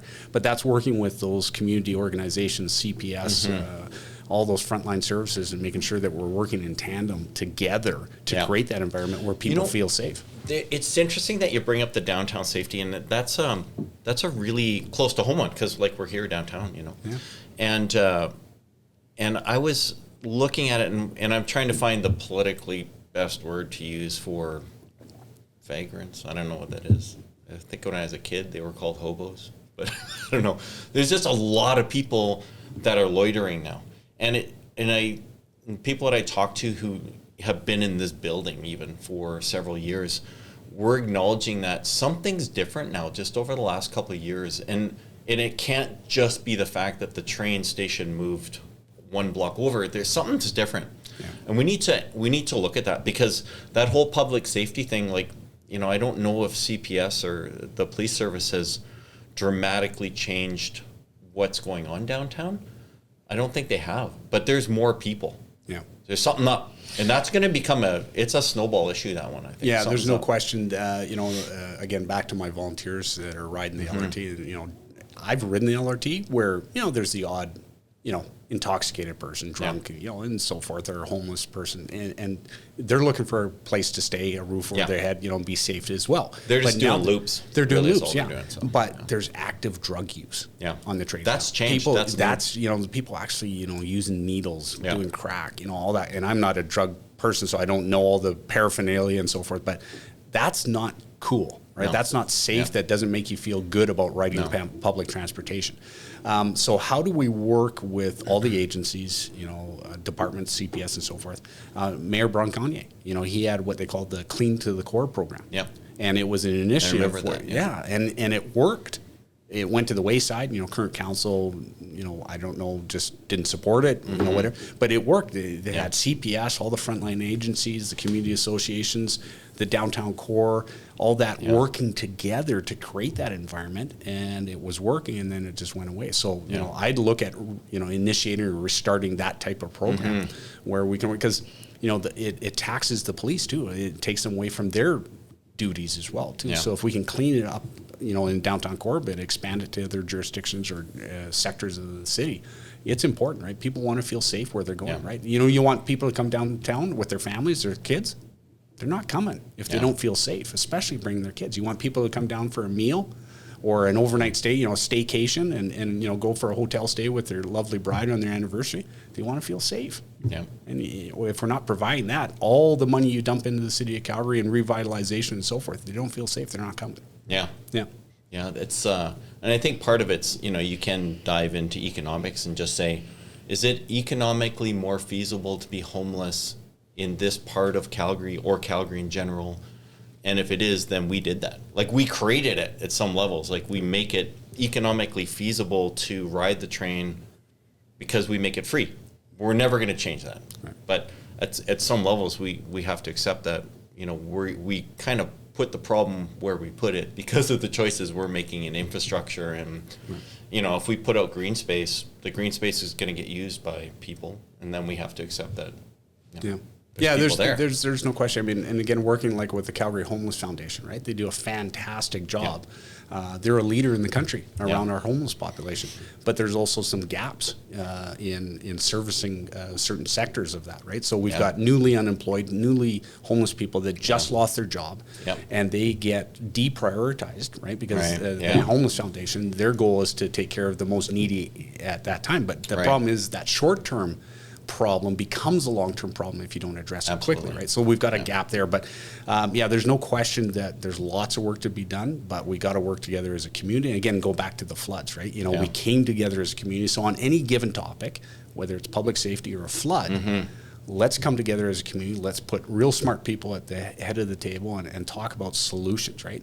And the city just needs to be a facilitator of that, right? And be a supporter of that. Let those community agencies, let those frontline services do what they do best, right? Because they do it on a daily basis. Don't get in front of that, right? Don't interrupt them. Let them do it, but just be supportive, right? And be a champion behind that. So because our Calgary downtown's a great place, and I don't know if you remember when Superman filmed here. Right, yeah. Like, Calgary was, like, they could have filmed that clip anywhere in the world. And they came to Calgary. And they chose Calgary, right? And I remember that, right? And the film industry is being revitalized in Calgary, in southern Alberta, which is fantastic. But you look at that. I mean, we've all watched those movies where your hometown is in the movie, right? And you're waiting for that. I've sat in that restaurant, or I've been on that street corner. It's a big deal when a worldwide film is shot in your location, right? It's memorable. It's energizing. So that's what's cool about it. Yeah, we need to. I think there's an opportunity to ramp up the film business in Calgary. There is. There's out in let's say east side of town. There's a whole bunch of large industrial bays that are being converted into sound sets. And it's very quiet. Like, do you know about it? Yeah. Like, I don't even know the address, but I know people working on them, and like, there's big money coming into Calgary. And I've heard of some of the names of some of the actors that are going to be in those sound sets, and we need to know about that, because that's exciting. We should be send out that message, right? And it goes back to, we're open for business. Here's what we're doing, and success breeds success. Right. So when a film industry is here, or a certain film is here, it'll attract more films, because word gets out. Oh, hey, we just filmed. We wrapped up filming in Calgary. What an awesome place! And by the way, close to the mountains, and the people Yeah. are awesome. And by the way, working with the city council and it was easy as great. pie. It Yeah. was great. They were great. You should, think about filming your film here, right? Yeah. That's the kind of energy that you want to have. Yeah.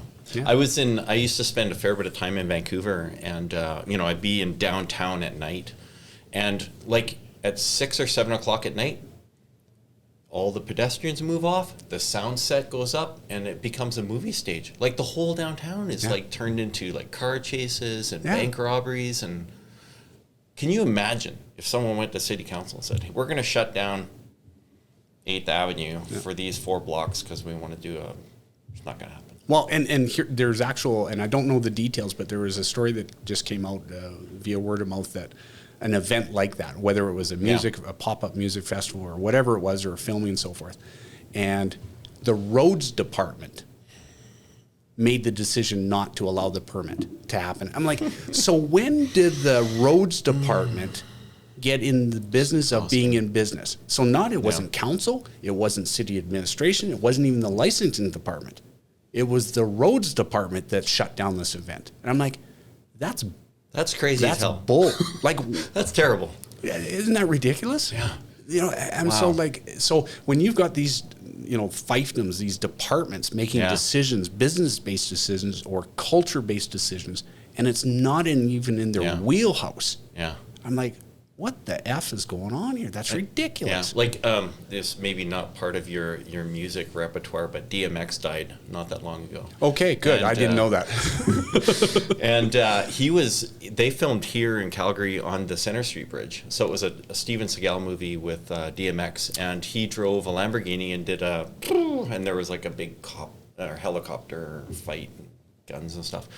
I can't imagine that happening today. Yeah. Like it just... if someone came to city council and said, guess what we're going to do? Yeah, This is I not remember gonna that happen. movie because I was a big Steven Seagal fan as a kid, there you right? go. And I'm like, Above the Law, all those Steven Seagal movies, right? All the martial arts and stuff. Wounds or Yeah, and I remember that like was that, filmed in Calgary. It was Yep. arguably not that good of a movie. No. I guess it didn't win any cares? Academy Awards, but it didn't matter. Calgary. It was filmed in Calgary. Yeah. Yeah. So that's cool stuff. Yeah, we need to be able to, make that stuff fast tracked and promote it as something that we would do. Yeah. Yeah. Well, and Great. again, this culture of no. The first words out of administration or council in a lot of cases is no. Yeah. We want to build an apartment building. No. We want to film a movie here. No. Everything's no. And I'm like, how about we change it to yes? Yeah. Yes, with some regulations. Yes, with some governance. But what's the weird thing about that is, I don't know. I don't want to step on anyone's toes, but down in Inglewood, and they had that 12-story building, and everyone around them was saying no, but city council was saying, well, it says in the documentation that we can do this. We can do this. Right. Should you do it? Yeah. And I can tell you right now, the people that were trying to get that development permit weren't going to build that building. They were going to sell the land that had been redesignated. Right. Yeah. So again, it goes back to what is council's role? Yeah. Right? It's there to serve the people that Yeah. elected them. So again, this council knows best, or council should be in the business of telling you as a Calgarian where and how to live. Yeah. You know what? It's actually none of their business. Yeah.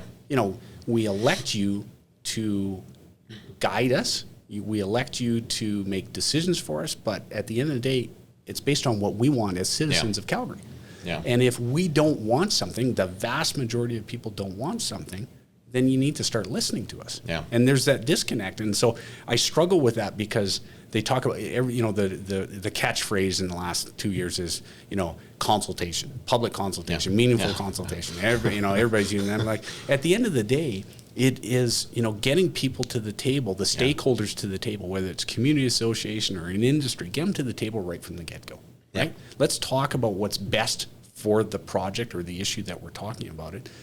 Because one, it's efficient, right? If you have everybody involved right from the get-go, it's efficient of use of time. And two, at the end of the day, when you push forward or not with a certain project, then at least you've had proper consultation with the people that were going to be affected the most by it. Right. But this rubber stamping thing, well, we have this idea, we're going to go with this project. And so, council moves forward, and the day before, I tell the story, the day before we're looking to present to the public, and they go, oh shit, we got to check some boxes here. We have to have meaningful consultations. So they pick up the phone, they phone Craig because he lives in the neighborhood. Hey, Craig, we talked? Okay, that's meaningful consultation. Yeah. Check thought. Well, you didn't have a discussion. Yeah. Were you there from the get-go? You don't know. The guidebook to great communities, that's a perfect example of where they just failed. And again, social engineer, and they didn't really get anybody to the table to really talk and they'll say they did, but I beg to say if you've got a lineup of people at City Hall at the public hearings that you couldn't get in because that's how busy it was, then you didn't really consult. No. Because otherwise you wouldn't have a lineup out the door looking people. And I think the sad thing, like you have, really two camps where you're going to have the not in my backyard crowd is like, and they're going to get all their buddies and it's like, if it's in my backyard, it's going to be in your backyard, and they just don't want to have any of it. But there's smart people out there. Like you have people living in communities that have been there for 20 years. They've seen it evolve, and they can be really valuable in saying, here's an idea. Well, why don't we do this? Like, why don't we just adjust this and make it this change? And you have to suss that out. You have to pull that out of people. So. Well, you want to take the time, and that takes work. That's the other thing is I think that it actually takes work, and we're looking to slide things across the table without anybody noticing because we're, I'm not saying lazy, but we've got lots on our plate or we're complacent, and we'll just slide this one in. No one will notice it, and then someone notices it and going, well, what the hell? So it's hard work to lead, whether it's a company, a community, or a city. It's hard work. Yeah. If you're not prepared to do the work, then don't sign up. Yeah. Right. Because it's, you're going to have to take some bullets, right? Because you're going to go into that town hall meeting, or you're going to sit in city council chambers, and you're going to take some bullets. If you're not prepared to do that, then you know what? Don't put your name in the hat, right? Because it's not going to work out well for you. Yeah. Right? So commit to doing it right, or don't do it at all. So it's just on the mayoral campaign thing. The is it right? Is there like how many people are 20? 20. Why? And how? Well, I think it's a sign of people want change, right? Yeah. I think people are to the point where they're not happy with the way the city is unfolded. They're not happy with the public engagement from council. Yeah. And so, there's lots of people like myself that are saying, hey, you know what? I'm a passionate Calgarian. I want to do right by the city. Yeah. I'm going to throw my hat in the ring. I've got some good ideas. I've got support. And so you see this 20 people running for mayor, and that's like, holy crap. Now, it's a long list. The vast majority of them won't be there on election day, I suspect, right? Because, whether it's funding or they won't gain any ground or, and so forth. And not to say they won't be on the ballot, but they won't be, credible or valid on election day. Right. But hey, the more the merrier. I mean, it makes it tough on the public and it's harder work for the candidates, but we're in a democratic society. Yeah. You want to put your hat in the ring? I'm proud of you. Good for you for thinking that you can do it. That's awesome. Right. And I hope people feel that the same way. I get lots of just thank you, whether you win or not, Brad. Thanks for doing it. Thanks for stepping up because it's not easy. Right. So the 20 number, holy crap. Like that's a lot of people. Yeah. 3 incumbent councillors, running.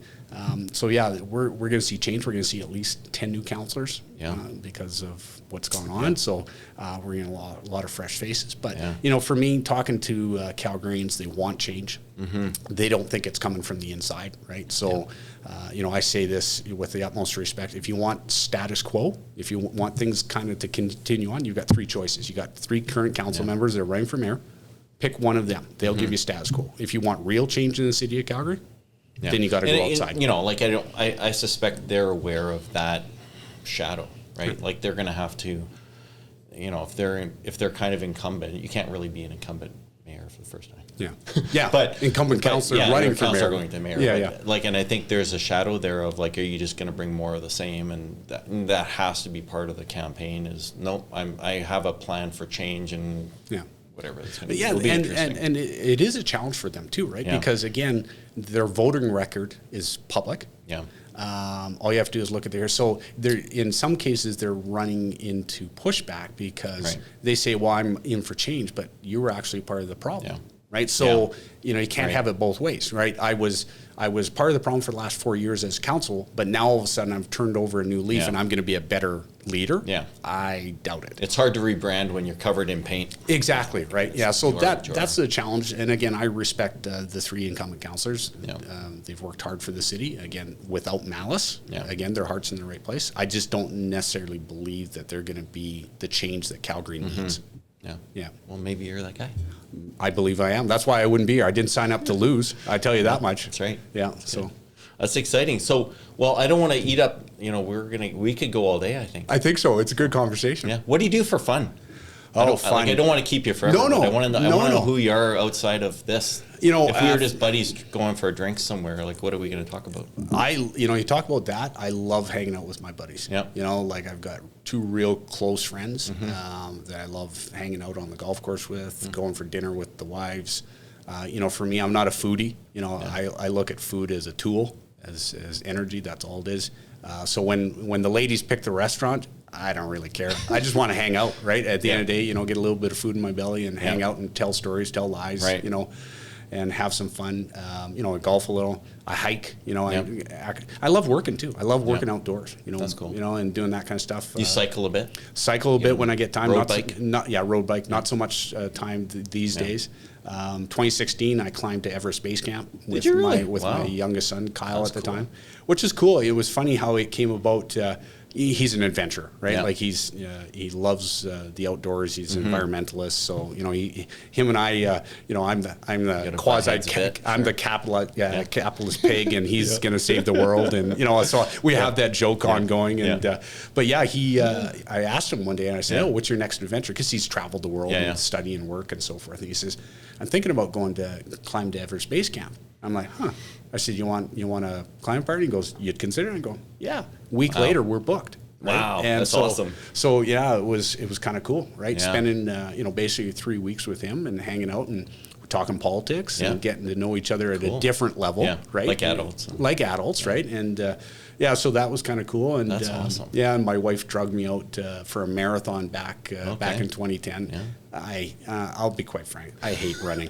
Honestly, I appreciate runners, and my wife's a runner. I mean, she's not anymore because she hurt her back, but she was a runner, addicted. That just one of those people that just love to run. And I'm like, I don't get it. I have a hard time. I just have a hard time with it, right? So she was doing her triathlons and marathons, and she mentioned to me one day, she goes, well, because I'd run some 5 and 10Ks and a half marathon, and more so just to kind of join the group, so to speak. And she said, why don't you think about running a marathon with me? I'm like, okay, sure. I had a weak moment, obviously. And I said, yeah, sure. And she goes, well, let's go online and look up marathons. And she's looking up Southern Alberta, Western Canada. I'm going, okay, stop right there. Just so we're clear. If I'm going to do a marathon, we're going to do it big, right? Yeah. So we ran the original Athens Marathon. No way. Holy smokes. I mean, the race is 2,500 years old. Wow, that's incredible. And so you start in the town of Marathon, and you follow the path of the runner that brought the message from the Battle of Marathon to the emperor at the time and said, awesome. we have victory, right? And you end in Olympic Stadium, the original Olympic Stadium in Athens, Greece. And you wear sandals probably. Oh yeah, not so much. And I didn't train for it either, right? So I'm not so much on training either. I just show your time. It was, I think, just shy of 5.5 hours.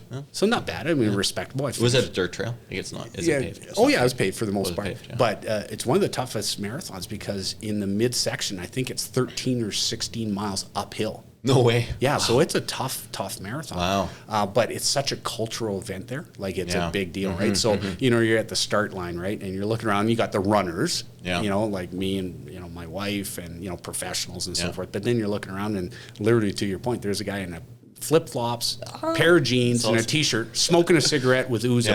Yeah. Because he's going to say he did it. Oh, yeah. And, you're running through these small villages, and they're all out cheering you.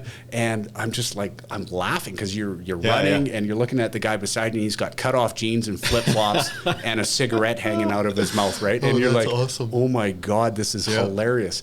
But to finish in Olympic Stadium, it's the one time a year that they open up the original Olympic. Wow. So only runners and participants are allowed to be in that stadium at that time. And to just run into Olympic Stadium, that was very emotional. One, emotional because I completed it while killing myself. but running into an Olympic Stadium, that's off pretty the amazing. charts. So, so I'm a kind of go big or go home type of person. I like, I like doing things big, and the mayor thing is, I guess, big. Sure. But I figured out a long time ago that, it's about passion, and I want to have purpose in life. I looked, at slowing down about 7 or 8 years ago. I'm a 12, 14, 16-hour day guy, right? I love, if the sun's up, I'm up, right? I'm going. And I got to the point with my business, and I thought, you know what, I'm going to start slowing down. So I said to Cheryl, I guess I semi-retire, whatever semi-retire means, right? I'm going to start slowing down. I said, I'm only going to work 8 hours a day. And I think that, and so what happened was I started at 4 o'clock in the morning, whatever time. I was home by noon.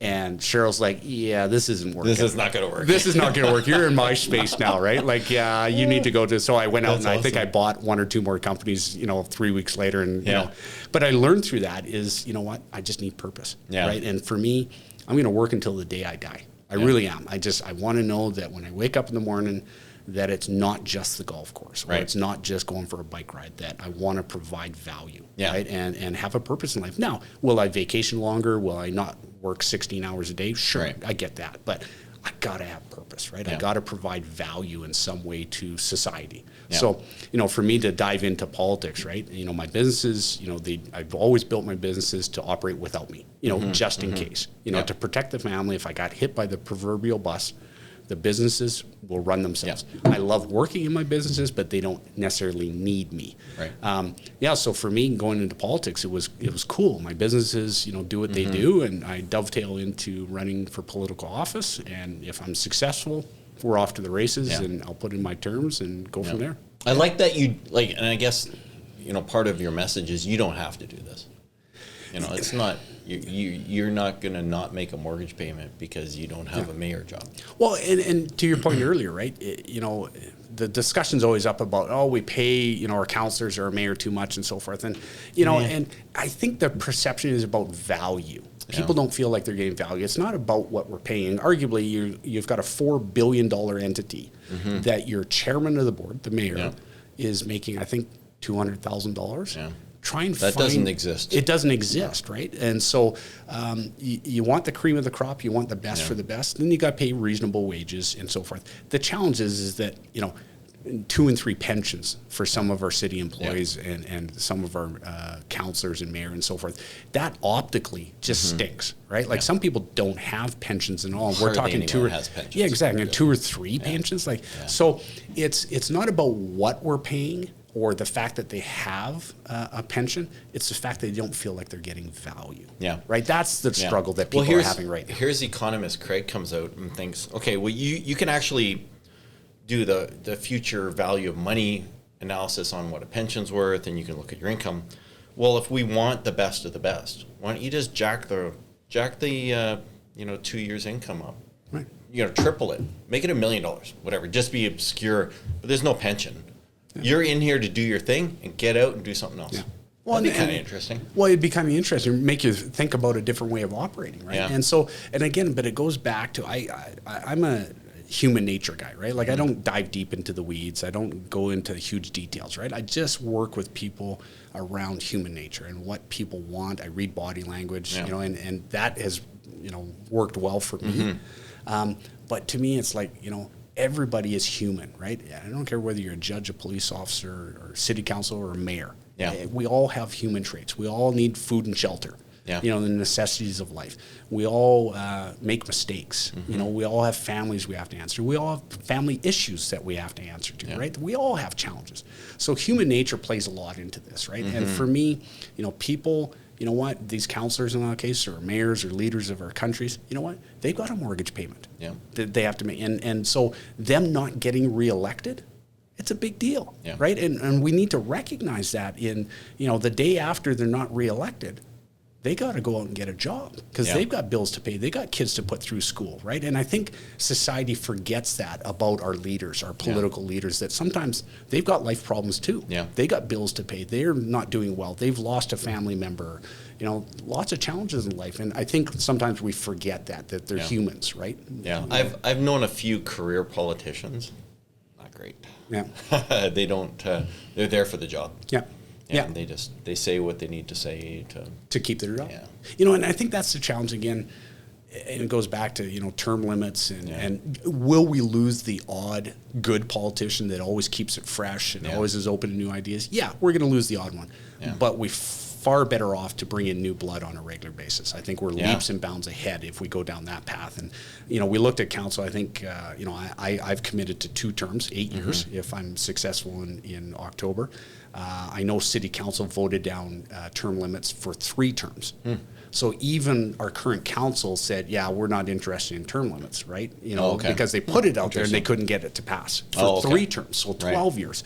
So you got to kind of say, okay, why is that? If you're doing it for the right reason, if you're truly here to be a part of Calgary's solution and building for the future, then why are you fighting term limits? Yeah. Right? Like, what's the issue? Yeah. Like, I mean, if you feel that confident in the job you're going to do, well, then you'll get reelected. Sure. Yeah. If you're just protecting your job or your career in politics, then of course you're not going to support term limits, right? So, yeah, that's a struggle I have. Yeah. You know, to me, keep it fresh. I'll say this: if I'm in too long, I'll become complacent. I'll become exactly what the reason is why I got into politics. Right. Inevitably, right? If I'm 20 years in the mayor's chair. Seriously? You think I'm going to be as strong 20 years from now as I am today, or as committed today as I, you know, like there's no way. Absolutely. There's no way. So to me, I'm just trying to be honest with myself and hopefully honest with, you know, get the other politicians to be honest too, the other candidates, and say, look, you know, we're all going to become complacent at some point. So let's keep it fresh. Yeah. I think there's a cool opportunity, you know, if you're in that chair is, you know, there's been an awful lot of in-camera meetings in Calgary. Yeah. It's too much. Yeah. So that'll be an interesting opportunity to reel that in. And I've got a real, again, human nature strong opinion of that. Yeah. I think, because in-camera sessions never really were an issue up until the last term or maybe term and a half. Yeah. I think that society or Calgarians are more in tune with that because they've lost that trust. Yeah, absolutely. Because there's certain maybe it didn't matter before. It didn't matter before because we were transparent. It didn't matter before because we were doing the right things. We were confident. We had a good vibe, you know, and there wasn't this infighting. There wasn't this dysfunction. So I think it's only become an issue because Calgarians have said, you know what? They weren't transparent on that one issue. What else are they not being transparent on? You know, you look at the arena deal right now. Yeah. Everything's behind closed doors. You know, like and so when you stage it that way, you have that breach of trust. I don't mean legal breach of trust, but that emotional breach of trust. It was going, well, if you're willing to hide that from us, and it's my money as a citizen, you're asking for another $60 million in construction costs, and we haven't even broke ground yet, and you're not willing to talk about the deal in details, you're not around, so what else are you keeping from me, right? And so I don't think, I mean, in-camera session, I don't think it's an issue if you have the trust. Right. Because there's certain things that you have to keep some stuff private. You have to. And right now, we're not getting any of that. We're not getting the transparency. We're not getting respect. I'm too busy on Twitter. Yeah. I mean, I sat in one council meeting probably 2.5 years ago now because of COVID. And one of the standing councillors, and he's running for re-election, began his opening remarks with, well, as you know, everyone, and so he's talking to the other council members, and whoever's sitting in the audience. As you know, I spend most of my time on Twitter and da-da-da. And I'm like, that statement in itself concerns me. Yeah. That an elected official who's supposed to be making decisions for the citizens of Calgary, as you know, I spend most of my time on Twitter. And I'm like, that's what's wrong with our situation here, right? Like, that's crazy. Yeah, Twitter, it's really polling a certain demographic. Like it's pulling information from a demographic. I'm not on Twitter. I've never been on Twitter. Yeah. Could care less. Yeah. Well, we decided very early. We decided very early on in the campaign, you know, because we have to be on social media. When it came to Twitter, yes, we were going to be there, but we were going to be the most boring candidate on Twitter ever. Yeah. We're going to put out our policy or put out our platform, make a statement or whatever, but we're not going to get drug into the weeds. We're not going to go down that rabbit hole. We're not going into the cesspool. Yeah. I mean, I don't know what to say. Like, you know, it's just crazy that we're governing by Twitter. Yeah. We're that our current council or current leaders in the world, for that matter, they're announcing decisions on Twitter. Yeah, that's crazy. Like, instead of getting in front of a camera, in front of a news camera, instead of, some form of news release or something. Yeah, I'm announcing $1 billion in funding, or I'm announcing a homeless population initiative via Twitter. Yeah, that's perfect. I'm just like, seriously? Is that what we've come to? So what happened to true leadership? Yeah. So I don't know. I struggle with that. Yeah, I do too. Yeah, I don't know. Yeah. That's a tough one for me. I try to stay away to a large extent from, despite doing this. Right. But this is fun. This is the good stuff, right? This is having conversations. Yeah, I'm not trying to, I think I kind of look at Joe Rogan's stuff, and like Joe does it because he's trying to make money to do it, of course, and he has to create. But I think when you dig into, some people that do what he does, is they're genuinely interested in people, and they're trying to expand the knowledge universe, I guess. And they're not trying to just sell tights and workout supplements. Well, and podcasts and social media, and there's a lot of good in social media too. I don't want to say that in blanket statement that it's just bad. That's not my point. But when you look at podcasts where there's a form of education, through conversation, right? And that's what we've done today, right? I didn't know much about you. You didn't know about, but we've learned. So I walk out of here knowing more about you, and feel closer to you now than when we started the conversation. And so for me, again, I go back into any conversation, open hearts and open minds, looking to share knowledge. Right. And hopefully that, through our discussion today, that we've achieved that, right? And so, for me, like, why can't we operate as a society that way? Whether it's in government or in business or in community sector, just go into every meeting with an open mind to learning, right? And again, I go back to, it's only the outer skirts of each end of the spectrum that have those bullhorns, right? And I'm getting, quite frankly, I have no time for people like that. And maybe that's bad for me to say. My campaign team's going, you can't say that. But at the end of the day, they provide no purpose, no value at the end of the day. The vast majority of people, Calgarians, collaborate, teamwork, help their neighbors, work together. Yeah, and you should be, if we're talking about voting, we should be voting on numbers, an absolute number of people, not by the loudest voice. Right. Because the loudest voice is left and right. Well, and you see that in whether it's social media or mainstream media, that they're always getting the airtime. Yeah. And I'm like, well, how are we ever going to change the narrative if all we ever give the airtime to is the loudest voices, which happen to be negative in a lot of cases. No wonder we're a negative society in some cases, because that's all we hear on a daily basis. So, change the narrative. Let's turn it into a positive. I say nothing good comes from negativity. It doesn't. Yeah. Tell me one good thing that ever's come from negativity. Yeah, it doesn't. And the reality is, and it is very, very difficult to get into young people's heads, is that negative social media attracts people, which sells time, which sells ads, which puts money in someone's pocket. And that's why you do it. You don't do it because you think you're making the world a better place. Yeah, there's no value to society in a lot of cases, right? Yeah, you're stirring the pot. Yeah. I've got a good close friend, I won't name him, he's a journalist, he's been in the business decades.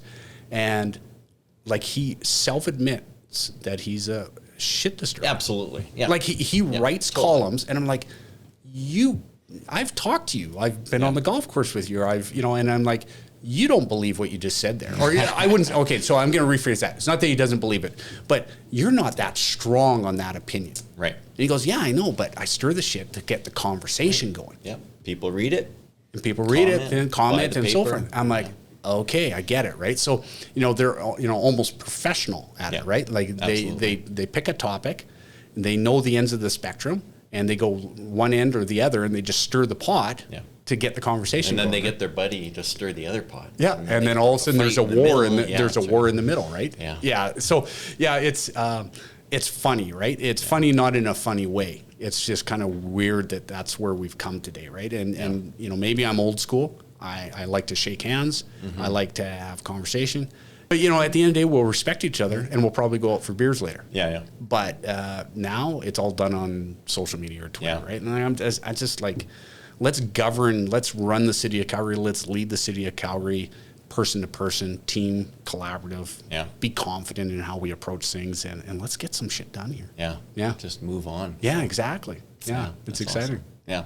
Well, let's let's cut it there and let you get on with the rest of your day. Awesome. This was fantastic. Yeah, it was fun. I really enjoyed it. Yeah. It was Well, good. hopefully, I don't know. I don't want to make a deal, but maybe we'll make a deal. But if you get elected mayor, come back. Yeah. If you don't get elected, come back. I tell you what, Let's I will stay commit to together. you. I will commit, win or lose. If you'll have me, I'll be back. Yeah, absolutely. Because I guarantee I'll have a lot to say if I win or lose. I'll have lots to say, and it'll all be good. But it'll just be. I'd love to talk about the story, the path, the journey, right? And if I'm successful, I'm in the mayor's chair, then I'll be honest, and we'll talk about what the future looks like. And if I didn't win, then let's talk about the path and the journey I took. Yeah. So that'd be awesome. That'd be awesome. Great. Sounds Perfect. good. Well, thank you, sir, for coming. Really appreciate it. Thanks for having me. Yeah, all right. That was awesome. Okay. Perfect.